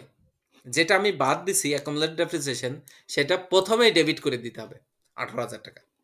তাহলে অ্যাসেট হবে অ্যাসেট ডেবিট 1,36,000, কারণ রিভ্যালুয়েট করলাম। অ্যাকুমুলেটেড ডেপ্রিসিয়েশন যেটা বের করে রাখছিলাম 3 বছরের, সেটা আবার অ্যাসেটের সাথে যুক্ত হয়ে যাবে প্লাস অ্যাকুমুলেটেড ডেপ্রিসিয়েশন। একটু পানি দিয়ে তো। 18,000 টাকা ডেবিট। এরপরে কি হবে? তাহলে এই 1,36,000 যোগ 18 কত হয়? কারো কাছে ক্যালকুলেটর আছে? আমি 1,36,000 যোগ 18, তাহলে কত? 1,54,000 অলরেডি হয়ে গেছে। তাহলে 1,54,000 হলে আমার ওই প্রপার্টি প্ল্যান ইকুইপমেন্ট কিনছিলাম কত দিয়ে? 1,20,000। তাহলে আমার রিভ্যালুয়েশন সারপ্লাস হবে কত? 1,20,000 দিয়ে কিনছিলাম, সব মিলে এখন 1,54,000 মাইনাস 1,20,000, রিভ্যালুয়েশন সারপ্লাস হবে 34,000। এটা আমি পরে জার্নাল দিছি, সেটা আপনাদের দেখাবো। ইউজফুল লাইফ রিমেন আনচেঞ্জ, মানে 20 বছর, 20 বছরই 20 বছর। যেহেতু রিভ্যালুয়েট হয়ে গেল, 3 বছর চলে গেল, তাহলে শুরুই হবে 17 বছর। আচ্ছা, 2000 on January 2008, asset is classified asset held for sale. Its fair value 1,40,000। Held for sell কত সালে করতেছে? 8-এ, 4-এর পরে 8-এ, আরও 4 বছর পর সে হেল্ড ফর সেল করতেছে।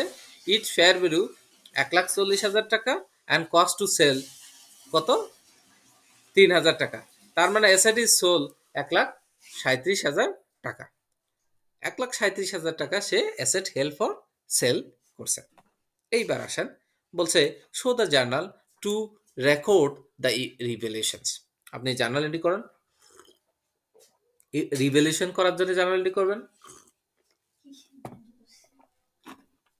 Calculate the reverse depreciation charge. আমি এই যে 18,000 টাকা ডেপ্রিসিয়েশন চার্জ করছি, সেটা আবার রিভার্স হয়ে যাবে। So how would be accounted in a, okay, journal to record classification asset held for sale, এটা করতে হবে। Explain the event record and financial statement করতে হবে। এর মধ্যে আমি একটু আপনাদের ট্রান্সফার করার জন্য, কারণ এই অঙ্কে আপনার ট্রান্সফার ছিল। আচ্ছা, এই অঙ্কের সলিউশন আমি এখানে দিই নাই, কারণ আমি সলিউশন সব উঠাই নাই, যেহেতু আমার যে নোটটা আছে ওই নোট থেকে আপনাদের পড়াবো বলে।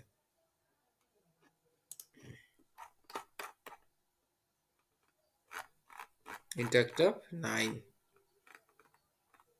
এই যে এর এই সলিউশন এইটা না, এটা না 9 সলিউশন এটা, এই যে এটা সলিউশন অনেক বড়, এর জন্য আমি আর আপনাদের ওই সলিউশন করি নাই।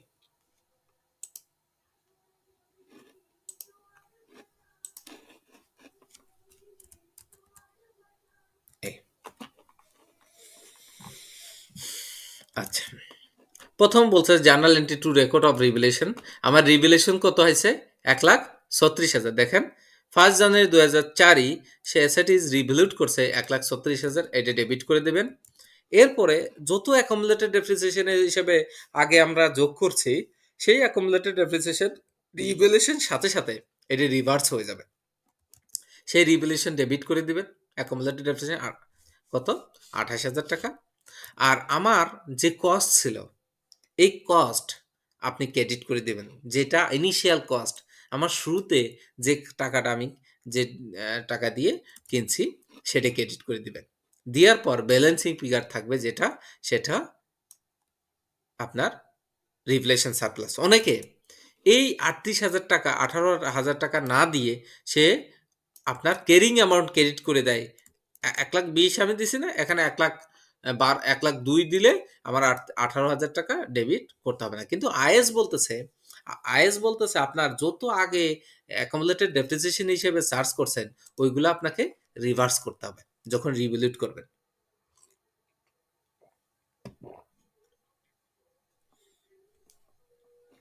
ক্লিয়ার ভাইয়া? এটুক ক্লিয়ার?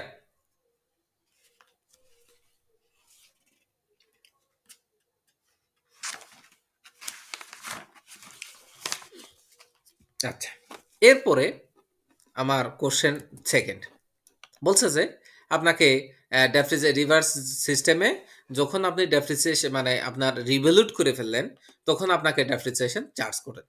যেমন 1 জানুয়ারি 2004 এসে আপনার ডেপ্রিসিয়েশন চার্জ করতে হবে। এরপরে বলতেছে including any permitted to reserve transfer, reserve transfer করে দিতে বলছে আপনার যে রিভ্যালুয়েশন সারপ্লাস করছেন, রিভ্যালুয়েশন সারপ্লাস বা রিভ্যালুয়েশন রিজার্ভ করতেছেন, এটাকে ট্রান্সফার করে দিতে হবে যদি আপনি ডেপ্রিসিয়েশন কাজ চার্জ করেন। আমি আবার এই থিওরিটা আগে একটু আপনাদের পড়ানোর চেষ্টা করি। Overall effect is that statement of profit আর loss shows economic benefit consumed. Economic benefit যখন কনজিউমড হয়ে যাবে measured by reference to revalued figure for the asset, but distributed profit, those out of which dividend may be declared, are not affected by the extra depreciation on revalued asset. রিভ্যালুটের উপরে যে extra depreciation হবে সেটা আপনাকে affected করবে না dividend দেওয়ার ক্ষেত্রে। তাহলে আপনার যদি ওই রিভ্যালুয়েট কথাটা, যে রিভ্যালুয়েট সারপ্লাসটা, সেটা আপনি যদি ট্রান্সফারে রেকর্ড করতে চান তাহলে কিভাবে রেকর্ড করতে হবে? বলছে transfer recorded as follows, amount of transfer actual depreciation charge less equivalent charge based on original. আমি এখন যে ডেপ্রিসিয়েশন রিভ্যালুয়েশন করার পর যে ডেপ্রিসিয়েশনটা হচ্ছে আর অ্যাকচুয়াল অরিজিনাল হিস্টোরিক্যাল কস্টের উপরে যে ডেপ্রিসিয়েশনটা হবে, যে এইটার ডিফারেন্সটাই হলো অ্যামাউন্ট অফ ট্রান্সফার। এখন যে ডেপ্রিসিয়েশন রিভ্যালুট করার পর আপনি যে ডেপ্রিসিয়েশনটা চার্জ করবেন সেটা থেকে বাদ দিবেন হিস্টোরিক্যাল ডেপ্রিসিয়েশন, যে কস্ট অফ অ্যাসেটের উপরে যে ডেপ্রিসিয়েশন হবে সেটার ডিফারেন্সটাই আপনি কি করবেন? ট্রান্সফার হিসেবে রেকর্ড করবেন। এই ট্রান্সফার রেকর্ডের জার্নাল এন্ট্রি কি হবে? আমি তো রিভ্যালুয়েশন সারপ্লাস ডেবিট করছি, তখন হবে রিভ্যালুয়েশন সারপ্লাস ডেবিট, আর ক্রেডিট হবে written earning. Transfer is shows statement in changes in equity. বা এইটা কি কারোর বুঝতে অসুবিধা আছে? এই জায়গাটা আরেকবার একটু ক্লিয়ার করেন ভাই। এই যে কতটুকু অংশ রিভ্যালুয়েশন সারপ্লাস থেকে রিটেইন আর্নিংস এ যাবে এটা বের করার যে ইয়াটা। আপনি জার্নাল এন্ট্রি বুঝছেন কিনা? জার্নাল এন্ট্রি আমি বুঝছি, জার্নাল এন্ট্রি আমি বুঝছি। ম্যাথমেটিক্যাল দিয়ে আপনাদের বুঝাই, ম্যাথমেটিক্যাল দিলে আপনারা বুঝতে পারবেন। প্রথমে আপনার অরিজিনাল যে ফিগার ছিল, এটার অরিজিনাল ইজ কত? অরিজিনাল ই হলো 1,20,000, তাই না? প্রত্যেক বছরে আপনি ডেপ্রিসিয়েশন হিসেবে কত চার্জ হবে? 1,20,000-কে যদি 20 বছর দিয়ে ভাগ দেন তাহলে আপনার 9,000 টাকা হয়। তাহলে প্রত্যেক বছর তার জার্নাল এন্ট্রি মানে ডেপ্রিসিয়েশন চার্জ হবে 9,000 টাকা। কিন্তু যখন আপনি আফটার রিভ্যালুট আপনি ডেপ্রিসিয়েশন চার্জ করেন, আফটার রিভ্যালুটে আপনার ডেপ্রিসিয়েশন হবে ধরেন 1,36,000 ভাগ 17 বছর, অলরেডি 3 বছরও কনজিউম করে ফেলছে, কত হয়? 8,000 টাকা। তাহলে আগে কত ছিল? 9,000 টাকা। তাহলে এর মধ্যে যে ডিফারেন্সটা হলো দেখেন তো কত ডিফারেন্স? 1,000 টাকা। এই 1,000 টাকা ট্রান্সফার করতে হবে। অলরেডি আপনার ম্যাথ দেখলে আপনি বুঝতে পারবেন। আচ্ছা, আমরা ম্যাথে চলে যাই। ম্যাথে প্রথম জার্নালটা বুঝলাম। প্রথম জার্নালটা যে আমার রিভ্যালুয়েশন করতে বলছে, আমরা রিভ্যালুট করে ফেললাম। প্রপার্টি প্ল্যান ইকুইপমেন্ট রিভ্যালুট করলো 1,36,000, আর অ্যাকুমুলেট ডেপ্রিসিয়েশন এটাকে রিভার্স করে দিব 18,000 ডেবিট। এরপরে প্রপার্টি প্ল্যান ইকুইপমেন্ট আগে ছিল 1,20,000, সেটাকে ক্রেডিট করে দিব, ক্রেডিট করে আগের অরিজিনালটা ভ্যানিশ করে রিভ্যালুয়েশন সারপ্লাস করলাম 34,000। এখন আফটার রিভ্যালুয়েশন আমার ডেপ্রিসিয়েশন হচ্ছে 8,000 করে, বুঝছেন? আফটার রিভ্যালুয়েশন আমার ডেপ্রিসিয়েশন হচ্ছে 18,000 টাকা করে। আমি একটু কোশ্চেনে যাই। আফটার আমি এই ইটা কিনছি হলো 2001 সালে।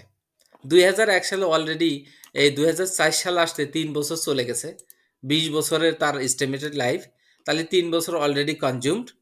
2001 সালে এসে আমি রিভ্যালুট করছি, তাহলে তার এস্টিমেটেড লাইফ থাকবে কত? 17 বছর। সে বলছে total total useful life remain unchange. 20 বছর থেকে 3 বছর বাদ দেওয়ার পর 17 বছর থাকে, এটা আর কোনো চেঞ্জ হবে না। তাহলে 17 বছরকে যদি এখন আমি ডেপ্রিসিয়েশন করি 1,36,000, তাহলে আমার ডেপ্রিসিয়েশন হবে কত ভাই? 8,000 টাকা।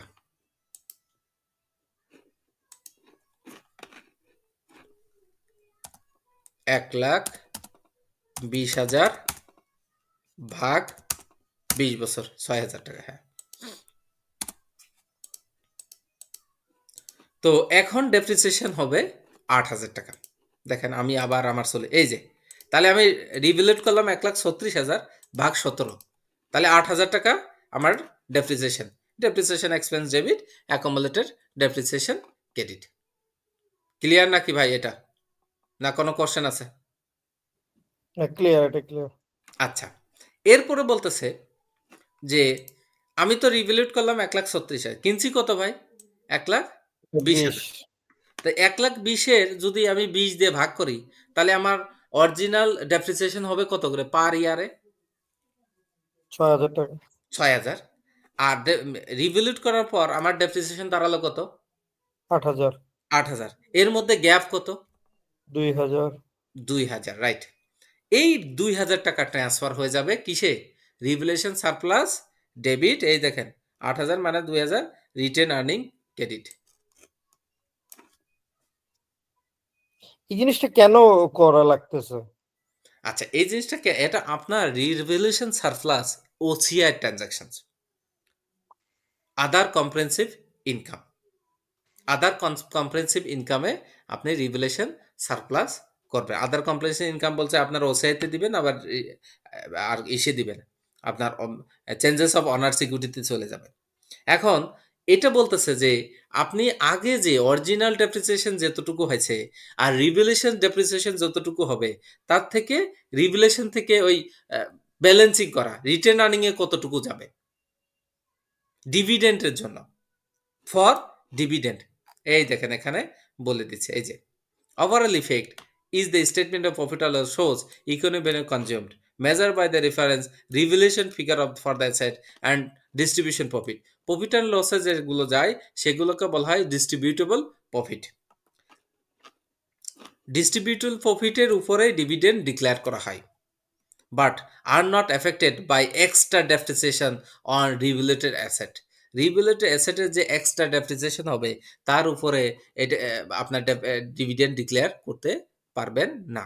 এই এক্সট্রা ডেপ্রিসিয়েশনটাকেই আপনাকে the transfer is recorded as follow. Amount of transfer actual depreciation charge, আপনার অ্যাকচুয়াল ডেপ্রিসিয়েশন অরিজিনাল অ্যাসেটের উপরে যতটুকু চার্জ করবেন তার থেকে, বা আপনি রিভ্যালুয়েশনের পর যতটুকু চার্জ করবেন less equivalent charges based on original historical cost, এর থেকে বাদ দিলেই আপনার ট্রান্সফারটা হয়ে যাবে। The transfer is shows equity. এটাকে আলটিমেটলি ডিভিডেন্ড কতটুকু ডিক্লেয়ার করতে পারবেন।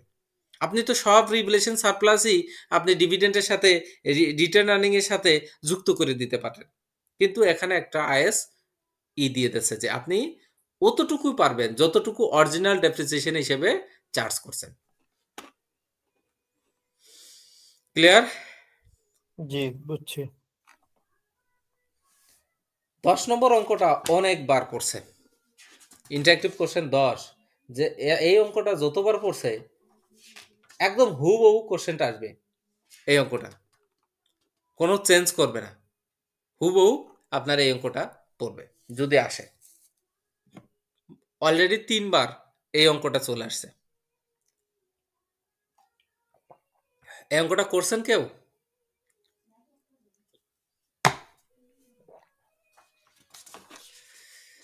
নো ওয়ান, ওকে, নো প্রবলেম। এটা আপনারা এবার করবেন। ভাই একটু কোশ্চেন ছিল। জি, আচ্ছা, আমাদের হচ্ছে কি কিছুক্ষণ আগে যে access ডেপ্রিসিয়েশনটা written earnings a transfer করছি, সেটা তো তার মানে বিপরীতটা হতে পারে। অর্থাৎ যদি আমার ক্যারিং অ্যামাউন্টটা যদি আমার রিকভারেবল অ্যামাউন্টটা মানে ফেয়ার ভ্যালুটা যদি তার কমে হয়, অর্থাৎ কমে যায়, সেক্ষেত্রে তো আমার ইম্পেয়ারমেন্ট হবে, তাই না? ইম্পেয়ারমেন্ট হবে যদি আপনি অ্যাসেট হ্যাঁ, হেল্ড ফর সেল বলেন। আর আমি এটা হ্যাঁ, আপনার নর্মালি জি, আমি যদি হচ্ছে যদি নরমাল রিভ্যালুয়েশন মেথডে যদি আমার অ্যাসেট ভ্যালুয়েশন করি সেক্ষেত্রে যদি আমার ক্যারিং অ্যামাউন্ট থেকে যদি রিভ্যালুড অ্যামাউন্টটা যদি কম হয় সেক্ষেত্রে ইম্পেয়ারমেন্ট হবে। মানে যদি রিভ্যালুড অ্যামাউন্টটা কম হয় তাহলে তার ইয়ারলি ডেপ্রিসিয়েশনটাও তো কমে যাবে। মানে কস্ট মেথডে যে ডেপ্রিসিয়েশনটা হয় সেই ডেপ্রিসিয়েশন থেকে আমার রিভ্যালুড অ্যামাউন্টের উপর যে ডেপ্রিসিয়েশনটা সেটাও কমে যাবে, তাই না? মানে এখানে এখানে প্রথম এখানে আছে ম্যাথে যে আচ্ছা আমি একটু বলি ইম্পেয়ারমেন্ট লসের যে সূত্রটা আপনারা হ্যাঁ জানেন lower of carrying amount and recoverable amount. জি রিকভারেবল অ্যামাউন্টের সূত্রটা কি ছিল? Higher of value in higher of হ্যাঁ value in use value in use আর fair value less realisable value বা ফেয়ার ভ্যালু লেস কস্ট, যেটাই বলেন realisable value fair value less cost. তাহলে রিকভারেবল ভ্যালু হলো আপনার হায়ার, যেটা হলো আপনার ভ্যালু ইন ইউজ, যে ভ্যালুটা আপনি ইউজ করবেন, অথবা রিয়েলাইজ ভ্যালু, যে ভ্যালুটা আপনি পাবেন। এইটার দুটার মধ্যে হায়ার হতে হবে রিকভারেবল ভ্যালু হওয়ার জন্য। আর ক্যারিং অ্যামাউন্ট তো আপনার ডেপ্রিসিয়েশন হওয়ার পর ক্যারিং অ্যামাউন্ট হয়ে গেলে এই ক্যারিং অ্যামাউন্ট আর আপনার রিকভারেবল এই দুটার লয়ারকেই বলতেছে ইম্পেয়ারমেন্ট লস। মানে ভাই আমার কোশ্চেনটা হচ্ছে যখন রিভ্যালুয়েশন সারপ্লাস হয় সেক্ষেত্রে আমার রিভ্যালুড অ্যামাউন্ট হায়ার হওয়ার কারণে আমার ইয়ারলি ডেপ্রিসিয়েশনটা বেশি হয়। যেমন বেশি হয়, রাইট। হ্যাঁ এখানে হচ্ছে ইন্টারেক্টিভ কোশ্চেন 9 এ যেটা হয়েছে হিস্ট্রিক্যাল কস্ট মেথডে আমার ডেপ্রিসিয়েশন ইয়ারলি 6000, বাট 6000 যখন আমরা আমাদের রিভ্যালুড অ্যামাউন্টের উপর যদি ডেপ্রিসিয়েশন করি সেটা 8000 টাকা হয়। 8000 টাকা। এখানে 2000 টাকা আমার মানে কারেন্ট ইয়ারের যে পিএনএল ওখানে আমার মানে 2000 টাকা ডেপ্রিসিয়েশন বেশি দেখার কারণে সেটা আমার রিটেন আর্নিংস এর সাথে অ্যাডজাস্ট হয়ে যায়, অর্থাৎ রিটেন আর্নিংস পরবর্তীতে আমরা রিএস্টেট করে দিই 2000 টাকা দিয়ে, তাই না? এখন বিষয়টা যদি এরকম ট্রান্সফার করা হয়েছে, সরি ট্রান্সফার করে দিই রিভ্যালুয়েশন থেকে 2000 টাকা কমায়ে আমি আবার এই দুইটাই কল রিটার্ন আর্নিং এর পার্ট ভাই। এই যে দুইটাই কল মানে ইকুইটির part, revaluation equity part, return earning equity part. Just revaluation থেকে 2000 কমালাম আর রিটার্ন আর্নিং এর সাথে 2000 বাড়ালাম। এই নেক্সট। জি ভাই, এখন কোশ্চেনটা হচ্ছে আমার যে হিস্ট্রিক্যাল কস্ট মেথডে যে 6000 টাকা ডেপ্রিসিয়েশন হয়েছে, এখন রিভ্যালুড অ্যামাউন্টে যদি তার ব্যতিক্রমটা হয়, অর্থাৎ যদি আমার এখানে ডেপ্রিসিয়েশন 4000 টাকা হয়ে যায়, তাহলে তাহলে কি মানে এটার তো তাহলে এটার অপোজিটটা হবে, অর্থাৎ আমরা যেখানে 2000 টাকা তাহলে আর আপনি এই ট্রান্সফার করতে পারবেন না। আচ্ছা তখন কি হবে ভাই? তখন আপনার রিভ্যালুয়েশন আপনার ট্রান্সফারই তো হবে না, রিভ্যালুয়েশন কমে যাবে অলরেডি, তখন আপনি ট্রান্সফারই করতে পারবেন না, বেশি হবে না তো। মানে তখন আমরা হচ্ছে গিয়ে হিস্ট্রিক্যাল কস্ট মেথডে যে 6000 টাকা যে আমার ইয়ারলি ডেপ্রিসিয়েশন আর আমার রিভ্যালুড অ্যামাউন্টের উপর যদি ডেপ্রিসিয়েশন 4000 টাকা হয়, সেই ক্ষেত্রে এই 2000 টাকা রিটেন আর্নিংস এর সাথে অ্যাডজাস্ট করার সুযোগ নেই নাকি? সুযোগ নাই, সুযোগ নেই, এটা তো এক্সপেন্স না। মানে আমাদের মানে বেঞ্চমার্কিংটা আমি যে যত ভাবতেছিলাম যে হিস্ট্রিক্যাল কস্ট মেথডে যে ডেপ্রিসিয়েশনটা এইটার বেশি কম হলে ডিফারেন্সের টাকাটা রিটার্নের সাথে অ্যাডজাস্ট করতে হবে। তো এখন যেটা বুঝলাম যে যদি হিস্ট্রিক্যাল কস্ট থেকে কম হয় তাহলে কিছু করা লাগবে না, কিছু করা লাগবে না, কারণ আপনার তো আমার বেঞ্চমার্ক হলো ডিভিডেন্ড, আমি ডিভিডেন্ড শেয়ার হোল্ডারদের কতটুকু দিতে পারবো। আচ্ছা আচ্ছা আচ্ছা, আমার বেঞ্চমার্ক হলো ডিভিডেন্ড নিয়ে আমার কাজ। যদি আপনার রিভ্যালুয়েশন ডেপ্রিসিয়েশন কম হয়, হিস্ট্রিক্যাল ডেপ্রিসিয়েশন যদি বেশি হয়, তাহলে তার আমার সেই সারপ্লাসই থাকতেছে না, সারপ্লাস কমে যাচ্ছে, রিভ্যালুয়েশন সারপ্লাস আস্তের পর কমে যাবে, আর ওই তখন আপনি কনসিডারে আনবেন না। আচ্ছা তাহলে এটাকে ট্যাক্সের কি কোনো ইয়ে আছে, মানে আমরা ডেফার ট্যাক্সের কোনো ইমপ্লিকেশন আছে এই ক্ষেত্রে? কারণ ট্যাক্স অফিসে তো হচ্ছে কি মানে ওনারা তো আমাদের এই সমস্ত রিভ্যালুয়েশন ইম্পেয়ারমেন্ট ওরা এগুলো বুঝে না, সেক্ষেত্রে আমরা হ্যাঁ তাহলে সেক্ষেত্রে এইটা আমাদের ক্ষেত্রে আমাদের সাথে ওদের তো একটা শিডিউল মেনটেন করতে হবে। সেক্ষেত্রে এটা আমাদের শিডিউলে কি ইফেক্ট করবে যদি ডেফার ট্যাক্স আসলে থাকে? আমি ট্যাক্স নিয়ে কাজ করি নাই, যতদূর জানি ট্যাক্স অফিস আপনাকে অনেক সময় অনেক ট্যাক্স এই ডেপ্রিসিয়েশনই বোঝে না, আপনাকে ডেপ্রিসিয়েশন বোঝাতে হয়। অনেক ডিসিটি আচ্ছা আচ্ছা ডেপ্রিসিয়েশন বুঝে না, কয় ভাই আমি ডেপ্রিসিয়েশন বুঝি না, কিসের নন ক্যাশ এক্সপেন্স। আচ্ছা আচ্ছা তো যারে আপনি রিভেলেশন সারপ্লাস বুঝাতে পারবেন না, তাকে তো এই আপনি ট্রান্সফার বুঝাতে গেলে আপনাকে সবকিছু দিয়ে তাকে বুঝাতে হবে। আর ডেফার ট্যাক্স তো এখন ডেফার ট্যাক্সের বিষয়টা হলো, defer tax is a one, আমি আবারও বলছি ডেফার ট্যাক্স হলো আপনি যে ট্যাক্সটা অলরেডি আপনি দিছেন, ডেফার ট্যাক্স অ্যাসেট আপনি দিবেন, অলরেডি এক্সপেন্স ক্লেম করে রাখছেন, সেটাকে ডেফার ট্যাক্স লায়াবিলিটি, যেটা আপনাকে দিতে হবে। এই রিকনসিলেশনটা অনেক এখন বুঝতেছে, আমি এখন যতদূর জানি এখন অনেক ডিসিটি আপনার এই রিকনসিলেশনটা এখন বুঝতেছে হঠাৎ, কারণ ডিসিটি আর তো আপনাদের মতো চার্টার অ্যাকাউন্টেন্ট না, আস্তে আস্তে হবে, সমস্যা নাই। সামওয়ান কল্ড মিনহাজ ভাই কেবল ঢুকলো। আচ্ছা, নেক্সট 10 নম্বর কোশ্চেনটা ভেরি ভেরি ইম্পর্টেন্ট। আমি আজকে তো অনেকগুলো কোশ্চেন নিয়ে আসছি আপনাদের জন্য যাতে পড়াবো, কিন্তু পারবো কিনা জানি না, অলরেডি 1.5 ঘন্টা হয়ে গেছে। আচ্ছা, 10 নম্বর কোশ্চেনটা দেখেন, এই কোশ্চেনটা 3 বার আসছে প্রিভিয়াস সালের। 16 সাল থেকে যদি আপনি 23-24 সাল পর্যন্ত রিসার্চ করেন, এই 10 নম্বর কোশ্চেনটা 3 বার আসছে, একদম হুবহু। এই হুবহু 15 মার্কের, যদি আপনি না পারেন ডেফিনেটলি ফেল করবেন। এখান থেকে 3টা ম্যাথ আপনার হুবহু আসে। 10 নম্বর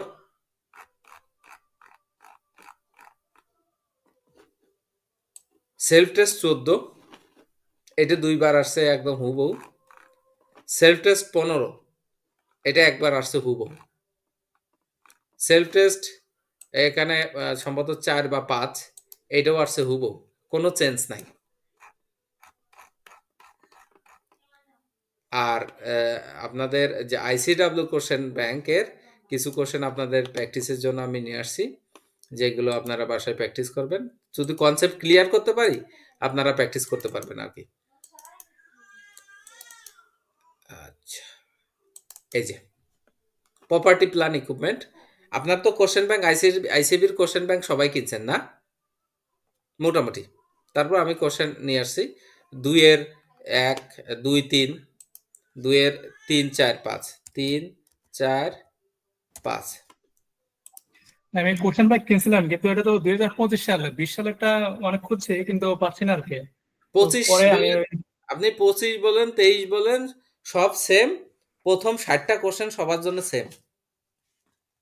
ওকে, আপনার প্রথম 60টা কোশ্চেন সবার জন্য হ্যাঁ হ্যাঁ সেম। ভাই কত নিচ্ছে আপনার বইটা? আমি তো রয়্যালে অর্ডার করলাম।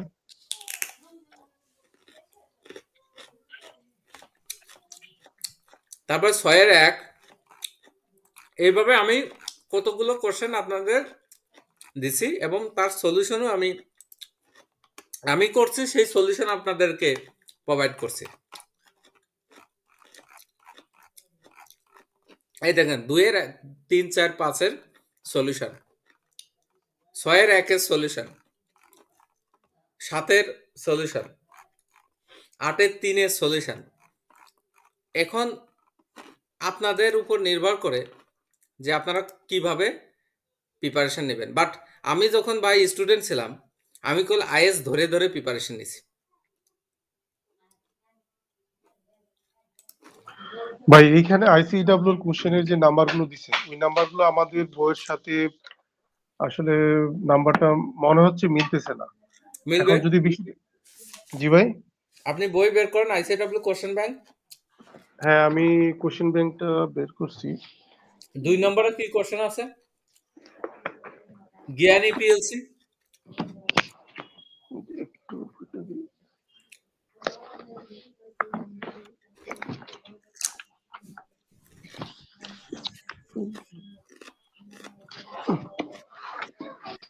হ্যাঁ 2 নম্বরে হচ্ছে কি আপনার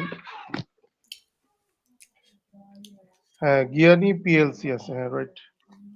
তারপর জ্ঞানী টেমেরা PL লিমিটেড, 3 4 5 দেখেন ভাই 3 হ্যাঁ টেমেরা লিমিটেড, ডেডলক লিমিটেড। জ্ঞানী পিএলসি নাই। আছে তো ভাই 2 নম্বরে আছে। আচ্ছা 2 নম্বরে জ্ঞানী পিএলসি হলে আমার দেখেন তো এই এই যে আমি কোশ্চেনটা স্ক্যান করে নিয়ে আসছি এই কোশ্চেন মেলে কিনা 3 4 5 কস্ট আছে 8,72,000 আচ্ছা 2 নম্বর ফিস। ইয়েস ক্লাস নাম্বার আছে ওই অ্যাডজাস্টিং এন্ট্রিজ দেখেন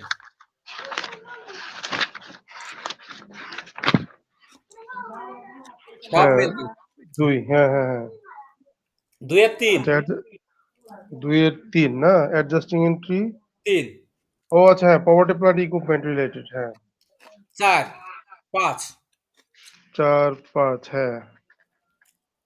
5 এর আচ্ছা আচ্ছা আচ্ছা রিভ্যালুয়েশন মডেল আচ্ছা তার মানে হচ্ছে কি আপনি এখানে 2 এর 3 4 5 বলতে 3 4 5 বলতে আপনি অ্যাডজাস্টমেন্টের নাম্বারকে বোঝাচ্ছেন তাই না? অ্যাডজাস্টের নাম্বারটা বোঝাচ্ছি কারণ আমি ও তো আপনাদের আচ্ছা। শেখাচ্ছি অ্যাডজাস্ট সমস্ত জায়গায় আমি আপনাদের অ্যাকাউন্টিং ট্রিটমেন্ট শেখাচ্ছি নাথিং এলস হুম ভাই আপনি ওই হোয়াটসঅ্যাপ গ্রুপে একটু বইটার একটা ছবি দিয়ে দেন প্লিজ, একটু অনলাইনে অর্ডার করবো তো, তাহলে একটু রয়্যাল থেকে আনার জন্য আমাদের একটু সুবিধা হতো। ভাই এই দেখেন আমি অলরেডি দিয়ে ওইটা দিছি না ভাই, প্রথম প্রথম প্রথম ইয়াটা যে একদম বুকসের প্রথম এই যে কাভার ফাইন্যান্সিয়াল অ্যাকাউন্টিং রিপোর্টিং এর কোশ্চেন ব্যাংক 2023 2024 সব সেম এই যে এই পেজটার কথা বলতেছিলেন মনে হয়, এই যে কন্টেন্টের কথা। হ্যাঁ এই যে কন্টেন্ট গুলো দেখেন এই দেখেন আমি 2 নম্বর বললাম না জ্ঞানী পিএলসি দেখেন সব বইয়ের একই সেম সেম থাকবে শুধু চেঞ্জ হবে এই যে এখানে কোথায় চেঞ্জ হবে এই এই যে 55 এর পরে কিছু ইয়ারলি কোশ্চেন আছে এইগুলো চেঞ্জ হবে নাথিং এলস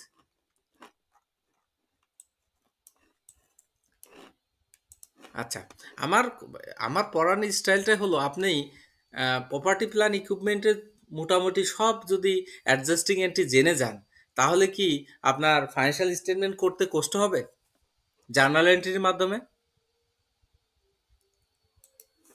না ভাই ঠিক আছে। আপনি দেখবেন মিলে যাবে আচ্ছা আমরা এই অঙ্কটা অনেক জটিল অঙ্ক এবং কষ্টসাধ্য অঙ্কটা করে আমরা শেষ দিব আপনারা চাইলে প্রপার্টি প্ল্যান ইকুইপমেন্টের জন্য আমি পুরো সব অঙ্কগুলো আস্তে আস্তে করে দিতে পারি আর যদি বলেন যে না ভাই আমরা এটা বাসায় করব তাহলেও করতে পারেন আমি পরের ক্লাসে বোরিং কস্ট শুরু করবো আর কি আচ্ছা আমার ইন্টারেক্টিভ কোশ্চেন 10 আমি যখন স্টুডেন্ট অবস্থায় ছিলাম এই কোশ্চেনটা আমি কোনোভাবেই বুঝতাম না মানে বুঝতে পারতাম না তখন তা ধরেন যে এইরকম ধরেন যে আমি যেমন একটা টিউশন সাপোর্ট দিচ্ছি আপনাদের আমি এরকম কোনো সাপোর্ট পাইনি আমি তখন প্রথমবার করছি আমি বুঝি নাই ভালোভাবে এটা কাটে দিছি পুরোটা কাটছি দ্বিতীয়বারে করছি ততটা ভালো বুঝি নাই এটাও কাটছি তৃতীয়বারে প্রত্যেকটা অঙ্ক কাটছি বুঝি নাই কেটে দিছি চতুর্থবার এসে এখানে টিক মারছি মানে এটা ঠিক আছে পঞ্চমে আমি ক্লিয়ার ভাবে এই অঙ্কটা করছিলাম আরে উল্টে গেল কেন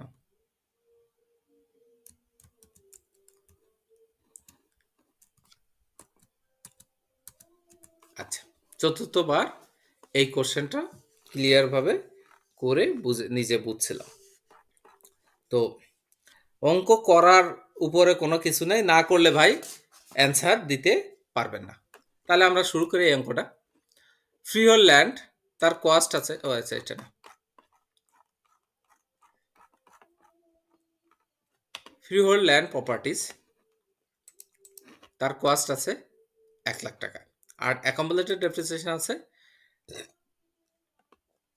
300 টাকা এখানে 3টে শূন্য কম তার মানে 3 লাখ টাকা 3টে শূন্য কম দিছি এখানে 10 লাখ টাকা মানে 3টে শূন্য কম দিছি land and machinery, plant and machinery 330, fixer and fitting 120, এইগুলো আমি বসা দিই।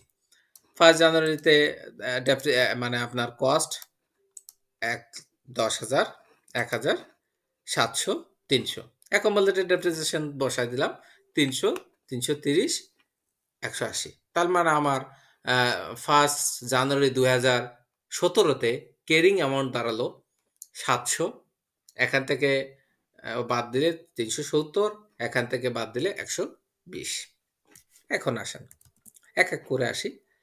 ARSBH Limited Statement of Financial Position at its year end 31st December 2006 include the property plant equipment amount as shown table above.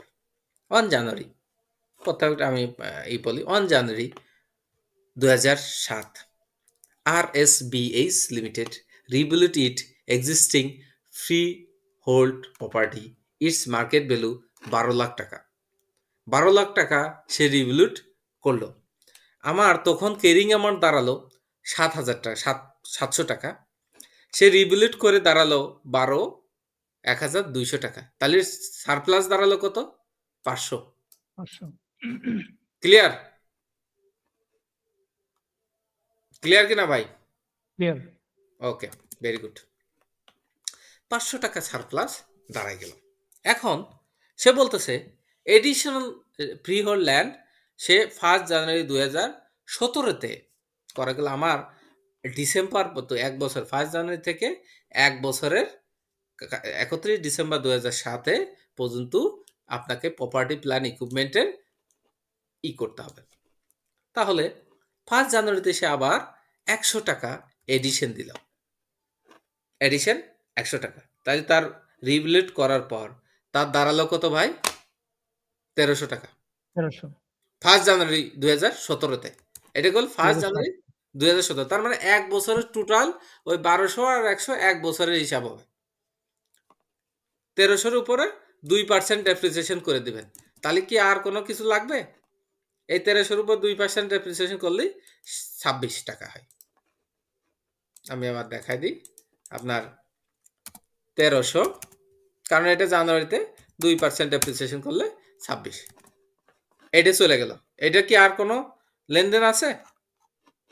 Freehold land and property কেউ বোঝেন নাই এমন কেউ আছে কিনা?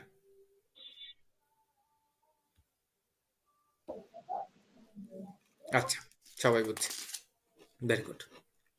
এরপর আসেন প্ল্যান্ট অ্যান্ড মেশিনারি।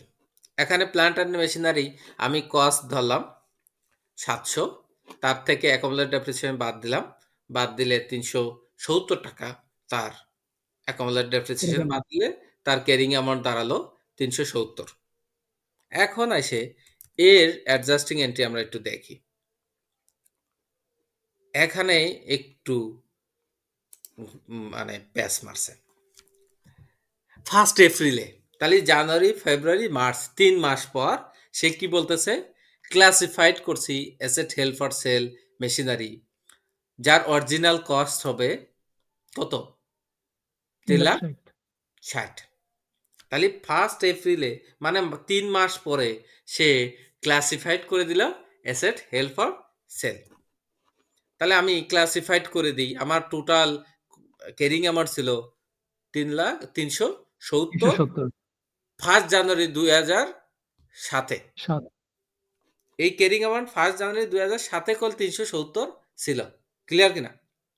এই দেখেন 1 জানুয়ারি 2007-এ তার 370, অ্যাকুমুলেটেড বাদ দিয়ে 1 জানুয়ারি 370 ছিল। সে এপ্রিলে এসে 360 টাকা কি করলো? অ্যাসেট হেল্ড ফর সেল করে দিল। আচ্ছা, 300 টাকা করলো 1 এপ্রিলে। তাহলে এই 360 টাকার ডেপ্রিসিয়েশন 3 মাসের হবে। জানুয়ারি, ফেব্রুয়ারি, মার্চ পর্যন্ত ডেপ্রিসিয়েশন হবে। ক্লিয়ার কিনা? আমরা তো 370 টাকা যেটা ছিল, আমরা তো রেগুলার যে প্রসিডিউর ওইটা ধরে আমরা ডেপ্রিসিয়েশন চার্জ করলাম না 3 মাসের নাকি? করব। আমরা এপ্রিলে গিয়ে সিদ্ধান্ত নিলাম হ্যাঁ, কিন্তু তার আগে যে 3 মাস। 360 টাকা আপনার 370 টাকার 3 মাসের ডেপ্রিসিয়েশন চার্জ হবে ফুলের উপরে। হ্যাঁ। মার্চ পর্যন্ত 3 মাসের চার্জ হবে ফুলের উপরে। এরপরে মার্চের পরে যে শুধু 10 টাকার উপরে চার্জ হবে। এটা আমি পরে বলতেছি। এটারও হিসাব দিচ্ছি আপনাদের। এখন বলতেছে এই যে 3,60,000 টাকা আমি হেল্প ফর সেল করলাম, ক্যারিং অ্যামাউন্ট 31 ডিসেম্বর 2016-তে তার ছিল কত? 1 লাখ টাকা। 100। 1 লাখ টাকা মানে 100। তার মানে এই যে আমি 3,60,000 টাকা করলাম, এর 2,60,000টা ছিল অ্যাকোমোলেটেড ডেপ্রিসিয়েশন। 2,60,000 ছিল অ্যাকোমোলেটেড ডেপ্রিসিয়েশন 31 ডিসেম্বর 2006-এ। আমি যে অ্যাকোমোলেটেড ডেপ্রিসিয়েশন 330 বাদ দিচ্ছি না, এই 330-এর মধ্যে রয়ে গেছে 260। বুঝছেন কিনা? একটু মাথায় ঘুরতেছে, আমি বুঝছি। অরিজিনাল কস্ট হলো 3,60,000 টাকা।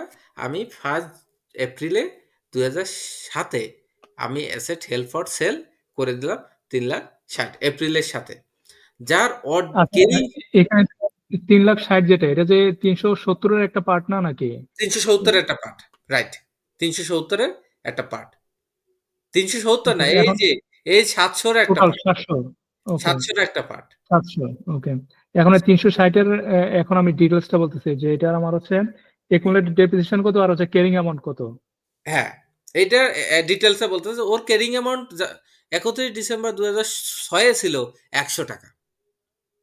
ওকে, আর তাহলে এই 360 থেকে 100 বাদ দিলে কত হয়? 260। 260। হ্যাঁ, 260, তার মানে আমরা ডেপ্রিসিয়েশন চার্জ করছি এটা। অ্যাকুমুলেটেড ডেপ্রিসিয়েশন ছিল, অ্যাকুমুলেটেড ডেপ্রিসিয়েশন। দেখেন, তখন আমি যদি এটা ক্যারিং অ্যামাউন্ট করি, এই যে এটা তো বাদ দিয়ে দিলাম, অ্যাসেট হেল্ড ফর সেল, এটা তো আলাদা চলে গেল, আলাদা এন্ট্রি হয়ে যাবে, অ্যাসেট হেল্ড ফর সেল আলাদা হয়ে যাবে। তাহলে আলাদা আমি পিপি থেকে আলাদা আলাদা করে আমরা অ্যাসেট হেল্ড ফর সেল, ওই যে আইফআরএস 5 অনুযায়ী আমরা যেটা আইফআরএস 5 অনুযায়ী সেপারেট লাইন অফ আইটেম হিসেবে আমরা এটা প্রেজেন্ট করব। হ্যাঁ, প্রপার্টি প্ল্যান ইকুইপমেন্টের বাদে এটা আলাদা লাইনে আমরা ট্রিট করব। এর জন্য আমি ওখান থেকে বাদ দিয়ে দিলাম। বাদ দিলে আমার ওই 1 এপ্রিল 2017-তে ক্যারিং অ্যামাউন্ট হয়ে গেল 10 টাকা। এখন বলতেছে আবার তাহলে এই যে দেখেন এখানে 260 আছে না, অ্যাকুমুলেটেড ডেপ্রিসিয়েশন, যে 360 থেকে 100 বাদ দিলে ওই আপনার অ্যাসেট হেল্ড ফর সেলের 260 বের করলাম না, হ্যাঁ, এই যে 260 একুমুলেটেড ডেপ্রিসিয়েশন 260 এখানে রেখে দিলাম আমি পরে আপনাদের দেখানোর জন্য। অ্যাসেট হেল্ড ফর সেল 260, আমি এটা পরে করব। এরপরে বলতেছে ফেয়ার ভ্যালু আপনার কস্ট আরো কাহিনী করছে। ফেয়ার ভ্যালু 1 এপ্রিল 2000 আপনার দাঁড়াচ্ছে কত? 75,000 টাকা। মানে এই যে ওই অ্যাসেট হেল্ড ফর সেলের আমি যেটা ধরছি সেটা দাঁড়াচ্ছে 75,000 টাকা। ওইটা নিয়ে আমরা পরে হিসাব করব। এরপর বলতেছে আপনার 4,000 টাকা নতুন করে কিনছি, 4 লাখ টাকা। Company also both new energy, হ্যাঁ, efficient plant and machinery cost 4 lakh টাকা। ডেপ্রিসিয়েশন চার্জ করতে হবে at the rate 10%, no residual value. এখন আসেন আমার এখন যে কাজটা হবে সেই কাজটা আমরা এখন করার চেষ্টা করি। তাহলে এই যে 400 টাকা, এর ডেপ্রিসিয়েশন কয় মাসের হবে বলেন তো ভাই? এপ্রিল থেকে ডিসেম্বর, 9 মাসের। 9 মাসের। ক্লিয়ার? এটু ক্লিয়ার? আচ্ছা, ক্লিয়ার। ভেরি ইন্টারেস্টিং ম্যাথ, কিন্তু একটু প্যাচের। তাহলে আমি অ্যাসেট হেল্ড ফর সেল 360 টাকা বাদ দিয়ে দিলাম। বাদ দেওয়ার পর আমার এপ্রিল মাসে ক্যারিং ছিল 10 টাকা, এডিশনাল হলো কত? 400 টাকা। নতুন কিনলাম, নিউ মেশিনারি পারচেজ করছি, হ্যাঁ, পারচেস করছি 400 টাকা। এপ্রিলে 400 টাকা হলো, টোটাল হয়ে গেল আবার 410 টাকা। আমি এই যে এখানে 330 টাকা অ্যাকুমুলেটেড ডেপ্রিসিয়েশন বাদ দিয়ে দিছিলাম, বাদ দিয়ে দিছিলাম না? হ্যাঁ এর মধ্যে দিয়ে অ্যাসেট হেল্ড ফর সেলের 260 টাকা ছিল কিনা? হ্যাঁ 260। 260 দিয়ে দেন। আর 3 মাসের ডেপ্রিসিয়েশন হয়েছে না? এই 260 এর জানুয়ারি ফেব্রুয়ারি মার্চ, জানুয়ারি ফেব্রুয়ারি মার্চ 3 মাসের ডেপ্রিসিয়েশন হয়েছে না? হ্যাঁ 260 3 মাসের। 3 মাসের কত হয় বলেন তো ভাই? আমি একটু দেখাই আপনাদের। তাহলে 360 গুণ কত পার্সেন্ট? 10% করে। Very interesting topic. 10%। 1 বছরের জন্য তার কত? 36। তাহলে 3 মাসের জন্য আমি যদি করি, এই 36 কে ভাগ দেব কত দিয়ে? 12 3 ইনটু 3। 4 অথবা ঠিক আছে আপনারা যেটা মনে করেন 3 হ্যাঁ 1 বছর। 12 12 মাসে 3 মাসে সে ডেপ্রিসিয়েশন হবে কত টাকা? 9 টাকা। তাহলে আমার আগের অ্যাকোমোলেটেড ছিল 260 আর এখন হলো 9 টাকা। ক্লিয়ার?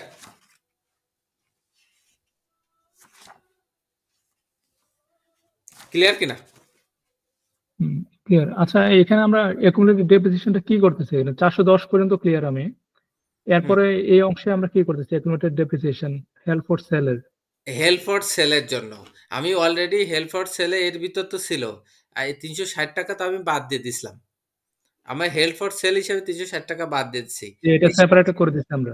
হ্যাঁ সেপারেট করে দিয়েছি। তাহলে ওর অ্যাকুমুলেটর সেপারেট করে দিব, কারণ ওর অ্যাকুমুলেটর আর এখানে লাগবে না। ওর অ্যাকুমুলেটেড ডেপ্রিসিয়েশন এই যে 330 টাকা আমরা বাদ দিয়ে দিছিলাম, সেটা এখন যোগ করে দিলেই তো সেপারেট হয়ে গেল।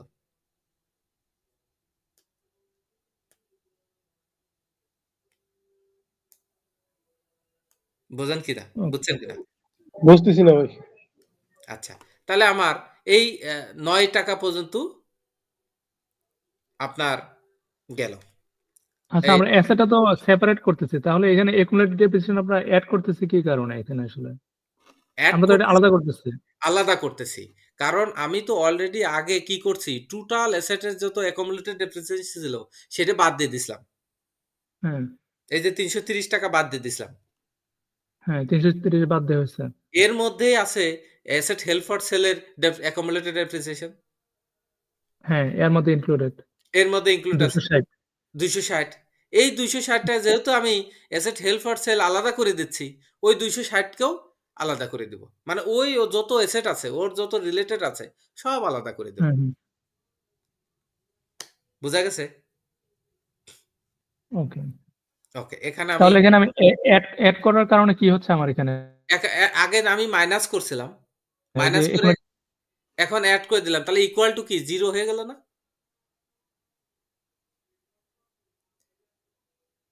ইকুয়াল টু 0 বলতে অ্যাসেট হেল্ড ফর সেলের যে অ্যাকুমুলেটেড ডেপ্রিসিয়েশন ছিল সেটা আমি এই প্ল্যান্ট অ্যান্ড মেশিনারি থেকে আলাদা করে দিলাম। ওইটা আলাদা, কারণ ওইটা তো লাইন অফ হেড আলাদাই, অ্যাসেট হেল্ড ফর সেল হিসেবে আপনাকে দেখাতে হবে।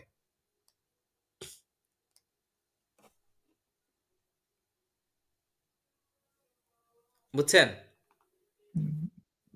দিস ইজ একটু টেকনিক্যাল, বাট টেকনিক্যাল। এটা হলো আপনার অ্যাসেট হেল্ড ফর সেল আপনাকে সেপারেটলি ট্রিট করতে হবে। আমরা আইএস যেটা পড়লাম, আইএফআরএস 5 আবার একটু দেখাই আপনাদের। একটু আইএফআরএস 5টা আবার একটু দেখাই, না দেখালে ওটা যে আমার সেপারেটলি ট্রিট করতে হবে। দেখেন, present separately on the face of statement of financial positions. Present করতে হবে সেপারেটলি, মানে অরিজিনালের ভিতরে অ্যাসেট হেল্ড ফর সেলের কোনো কিছুই থাকতে পারবে না। অ্যাসেট ক্লাসিফাইড করতে হবে as a held for sell, এবং সেটাকে ক্লাসিফাইড করতে হবে প্রপার্টি প্ল্যান ইকুইপমেন্টের মধ্যে। আপনাকে অ্যাসেট হেল্ড ফর সেল বলে আলাদাভাবে আর একটা হেড থাকবে।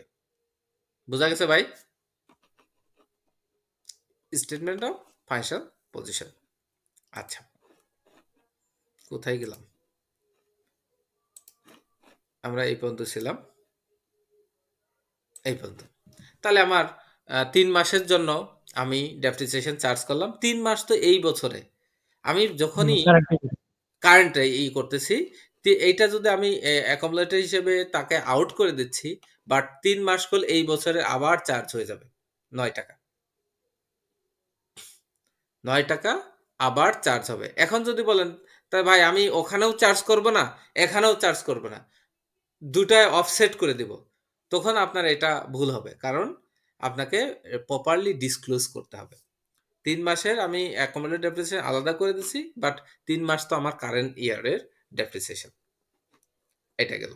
এখন আসেন এই 16 টাকা কিভাবে আসলো? অ্যাকুমুলেটেড ডেপ্রিসিয়েশন হিসেবে 16 টাকা আমি চার্জ করলাম কেন?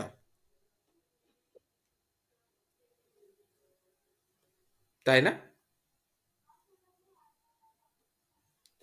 আচ্ছা, হ্যাঁ, এই 16 টাকা কেন চার্জ করলাম? কাহিনী এখানে টুইস্ট, সেটা হলো আমি 3,60,000 টাকা যখন অরিজিনাল কস্ট হিসাবে মানে আপনার অ্যাসেট হেল্ড ফর সেল করছি, তখন তার ক্যারিং অ্যামাউন্ট ছিল 31 ডিসেম্বর 2006 ওই ফিগারের ক্যারিং অ্যামাউন্ট ছিল 1 লাখ টাকা। 1 লাখ 1 লাখ থেকে আমার ডেপ্রিসিয়েশন হিসেবে 9,000 টাকা, যেটা আমার 3 মাসের ডেপ্রিসিয়েশন হয়েছে। অ্যাকুমুলেটেড ডেপ্রিসিয়েশন আপনার ক্যারিং অ্যামাউন্ট ছিল 1 লাখ, আর ওই এই মার্চ, জানুয়ারি, ফেব্রুয়ারি, মার্চ পর্যন্ত আমার ডেপ্রিসিয়েশন হয়েছে কত? 91,000 টাকা। 91। তাহলে আমার ক্যারিং অ্যামাউন্ট দাঁড়ালো 91,000 টাকা। এই ক্যারিং অ্যামাউন্ট আমি সেল করতেছি কত ভাই? 75,000। 75,000। তাহলে 91,000 টাকা যদি আমার ক্যারিং অ্যামাউন্ট হয়, বাট আমি সেল করতেছি কত? 75,000। তার মানে কি আমার লসে বিক্রি করতেছি, 16,000 টাকা এখানে লস। 16,000 টাকা লস। এই 16,000 টাকা এখানে অ্যাড করবেন, আবার এই 16,000 টাকা ডেপ্রিসিয়েশন হিসেবে ইম্পায়ারমেন্ট লস হিসেবে এখানে ইমপ্লয়মেন্ট লস। এই যে এখানে চার্জ করে দিতে হবে, দুই জায়গা ইম্পায়ারমেন্ট লস হিসেবে চার্জ করে দিতে হবে। এই হলো এই ম্যাথের একটা টুইস্ট। তাহলে এখানে যে 16 যেটা আমরা অ্যাকুমুলেটেড ডেপ্রিসিয়েশনে যেটা যোগ করতেছি, accumulated depreciation held for sell 16, তাহলে এটা তো আসলে আলটিমেটলি অ্যাকুমুলেটেড ডেপ্রিসিয়েশন নাই। এটা এই যে 16 যেটা আমরা যোগ করলাম না, এটা অ্যাকুমুলেটেড ডেপ্রিসিয়েশন না, 269 এর সাথে, এটা অ্যাকুমুলেটেড ডেপ্রিসিয়েশন না, জাস্ট আলাদা করে আমি 16 যোগ করে দিচ্ছি। কারণ এটা তো ওই অ্যাসেটে হেল্ড ফর সেলের অ্যাসেটের জন্য এই 16 টাকা ইম্পায়ারমেন্ট লস হিসেবে চার্জ হয়েছে এই বছরে, জানুয়ারি, ফেব্রুয়ারি, মার্চের জন্য, বা বিক্রি করার জন্য আমার ইম্পায়ারমেন্ট লস হিসেবে চার্জ হচ্ছে 16 টাকা। যেহেতু এর অ্যাকুমুলেটেড ডেপ্রিসিয়েশন থেকে আমি হেল্ড ফর সেল যত ওর রিলেটেড যত আছে সব বাদ যোগ বিয়োগ করে দিচ্ছি, বাট এইটা তো আমার ইম্পায়ারমেন্ট লস কারেন্ট ইয়ার এসেও এই 16 টাকা বাদ চলে যাবে। এই হলো ম্যাথের টুইস্ট, নাথিং এলস। আর কোনো এই ম্যাথের আর কোনো সমস্যা নাই।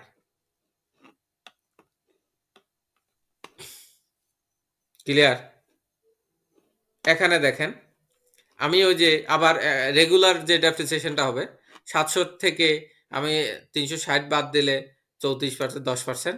আবার 360-এর 3 মাসের 9 টাকা, ওই যে আগেও 9 টাকা এখানে যোগ করছি, এখানে যোগ করে দিলাম 9 টাকা, এখানে যোগ করলাম, এখানে বাদ দিয়ে দিলাম 9 টাকা, কারণ এটা হলো কারেন্ট ইয়ারের ডেপ্রিসিয়েশন। আর এই যে 16 টাকা ইম্পায়ারমেন্ট, এটা চার্জ করে দিলাম। 400 টাকা যে এডিশন করছি সেটা 9 মাসের, সেটা 30 টাকা। 9 মাসের এপ্রিলে এটা 30 টাকা, টোটাল হলো 73 টাকা।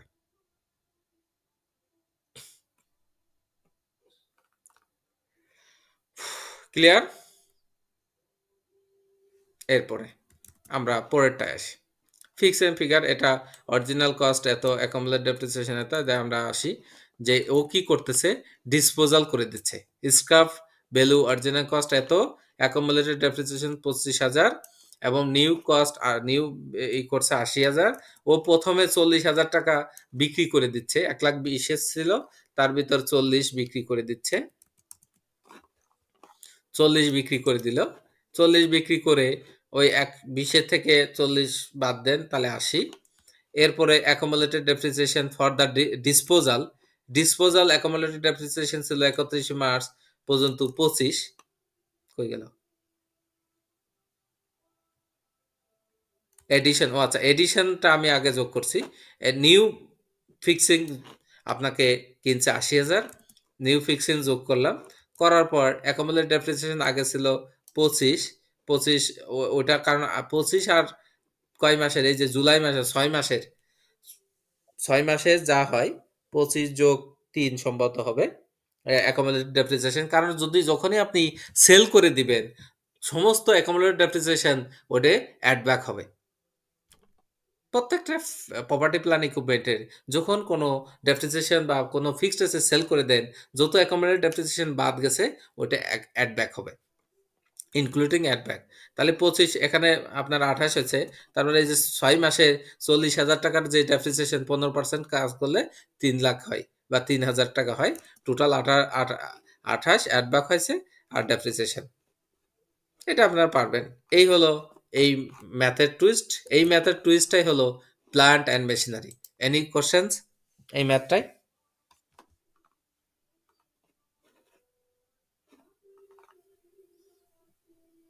আচ্ছা, এরপরে আপনাদের কিছু সেলফ টেস্ট আমি আপনাদের হোম টাস্ক দিব, আপনারা করবেন আর কি।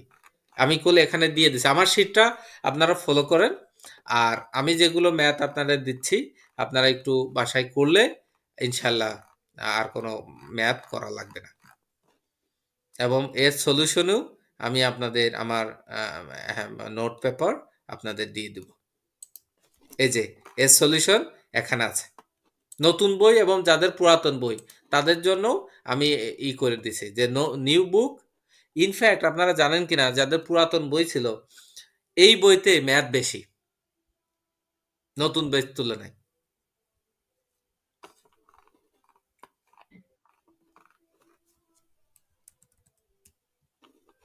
আমি নাম্বার লিখে দিচ্ছি, অ্যান্সারগুলো আপনারা এখান থেকে, এবং ব্যাখ্যা সহ আমি নাম্বার লিখছি যে এটা অ্যাকাউন্টিং ট্রিটমেন্ট কিভাবে দিবেন সেই ব্যাখ্যা সহ আমি এর অ্যান্সারগুলো করছি। আগামী ক্লাসে আপনারা আমাকে একটু ফিডব্যাক দিবেন যে আপনারা করছেন, এবং যদি কোনো প্রবলেম ফেস করেন, ইনফ্যাক্ট আপনারা কোনো প্রবলেম ফেস করতেছেন ম্যাথ করতে যেয়ে, এটাও আপনারা আমাকে একটু ফিডব্যাক আগে থেকে একটু জানালেন, তাহলে আমি আবার প্রিপারেশন নিয়ে আমি আপনাদের সুন্দরভাবে প্রেজেন্ট করব। আর যদি না করেন ভাই, তাহলে সামনের দিকে আগাবে না।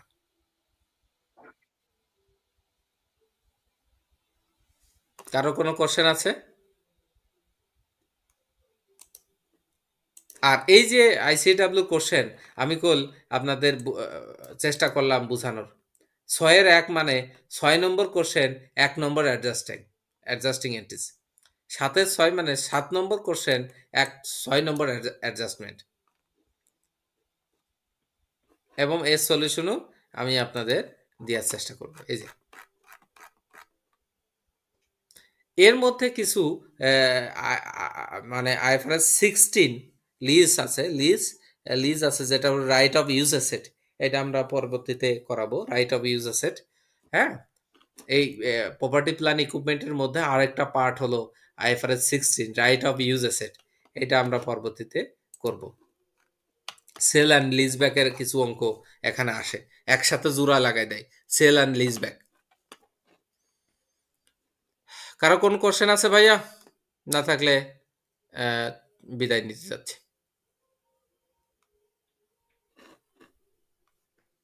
ওকে, তাহলে নেক্সট ক্লাসে গিয়ে আপনি বোরিং কস্ট ওটা করবেন না, এই প্রপার্টি প্ল্যান্টের কিছু না, এটা আপনারা যদি একটু করেন তাহলে তো বোঝা যাবে যে আপনাদের কোথায় প্রবলেমটা হচ্ছে। ওকে, আর যদি না করেন তাহলে আমি বোরিং কস্টটা শুরু করব।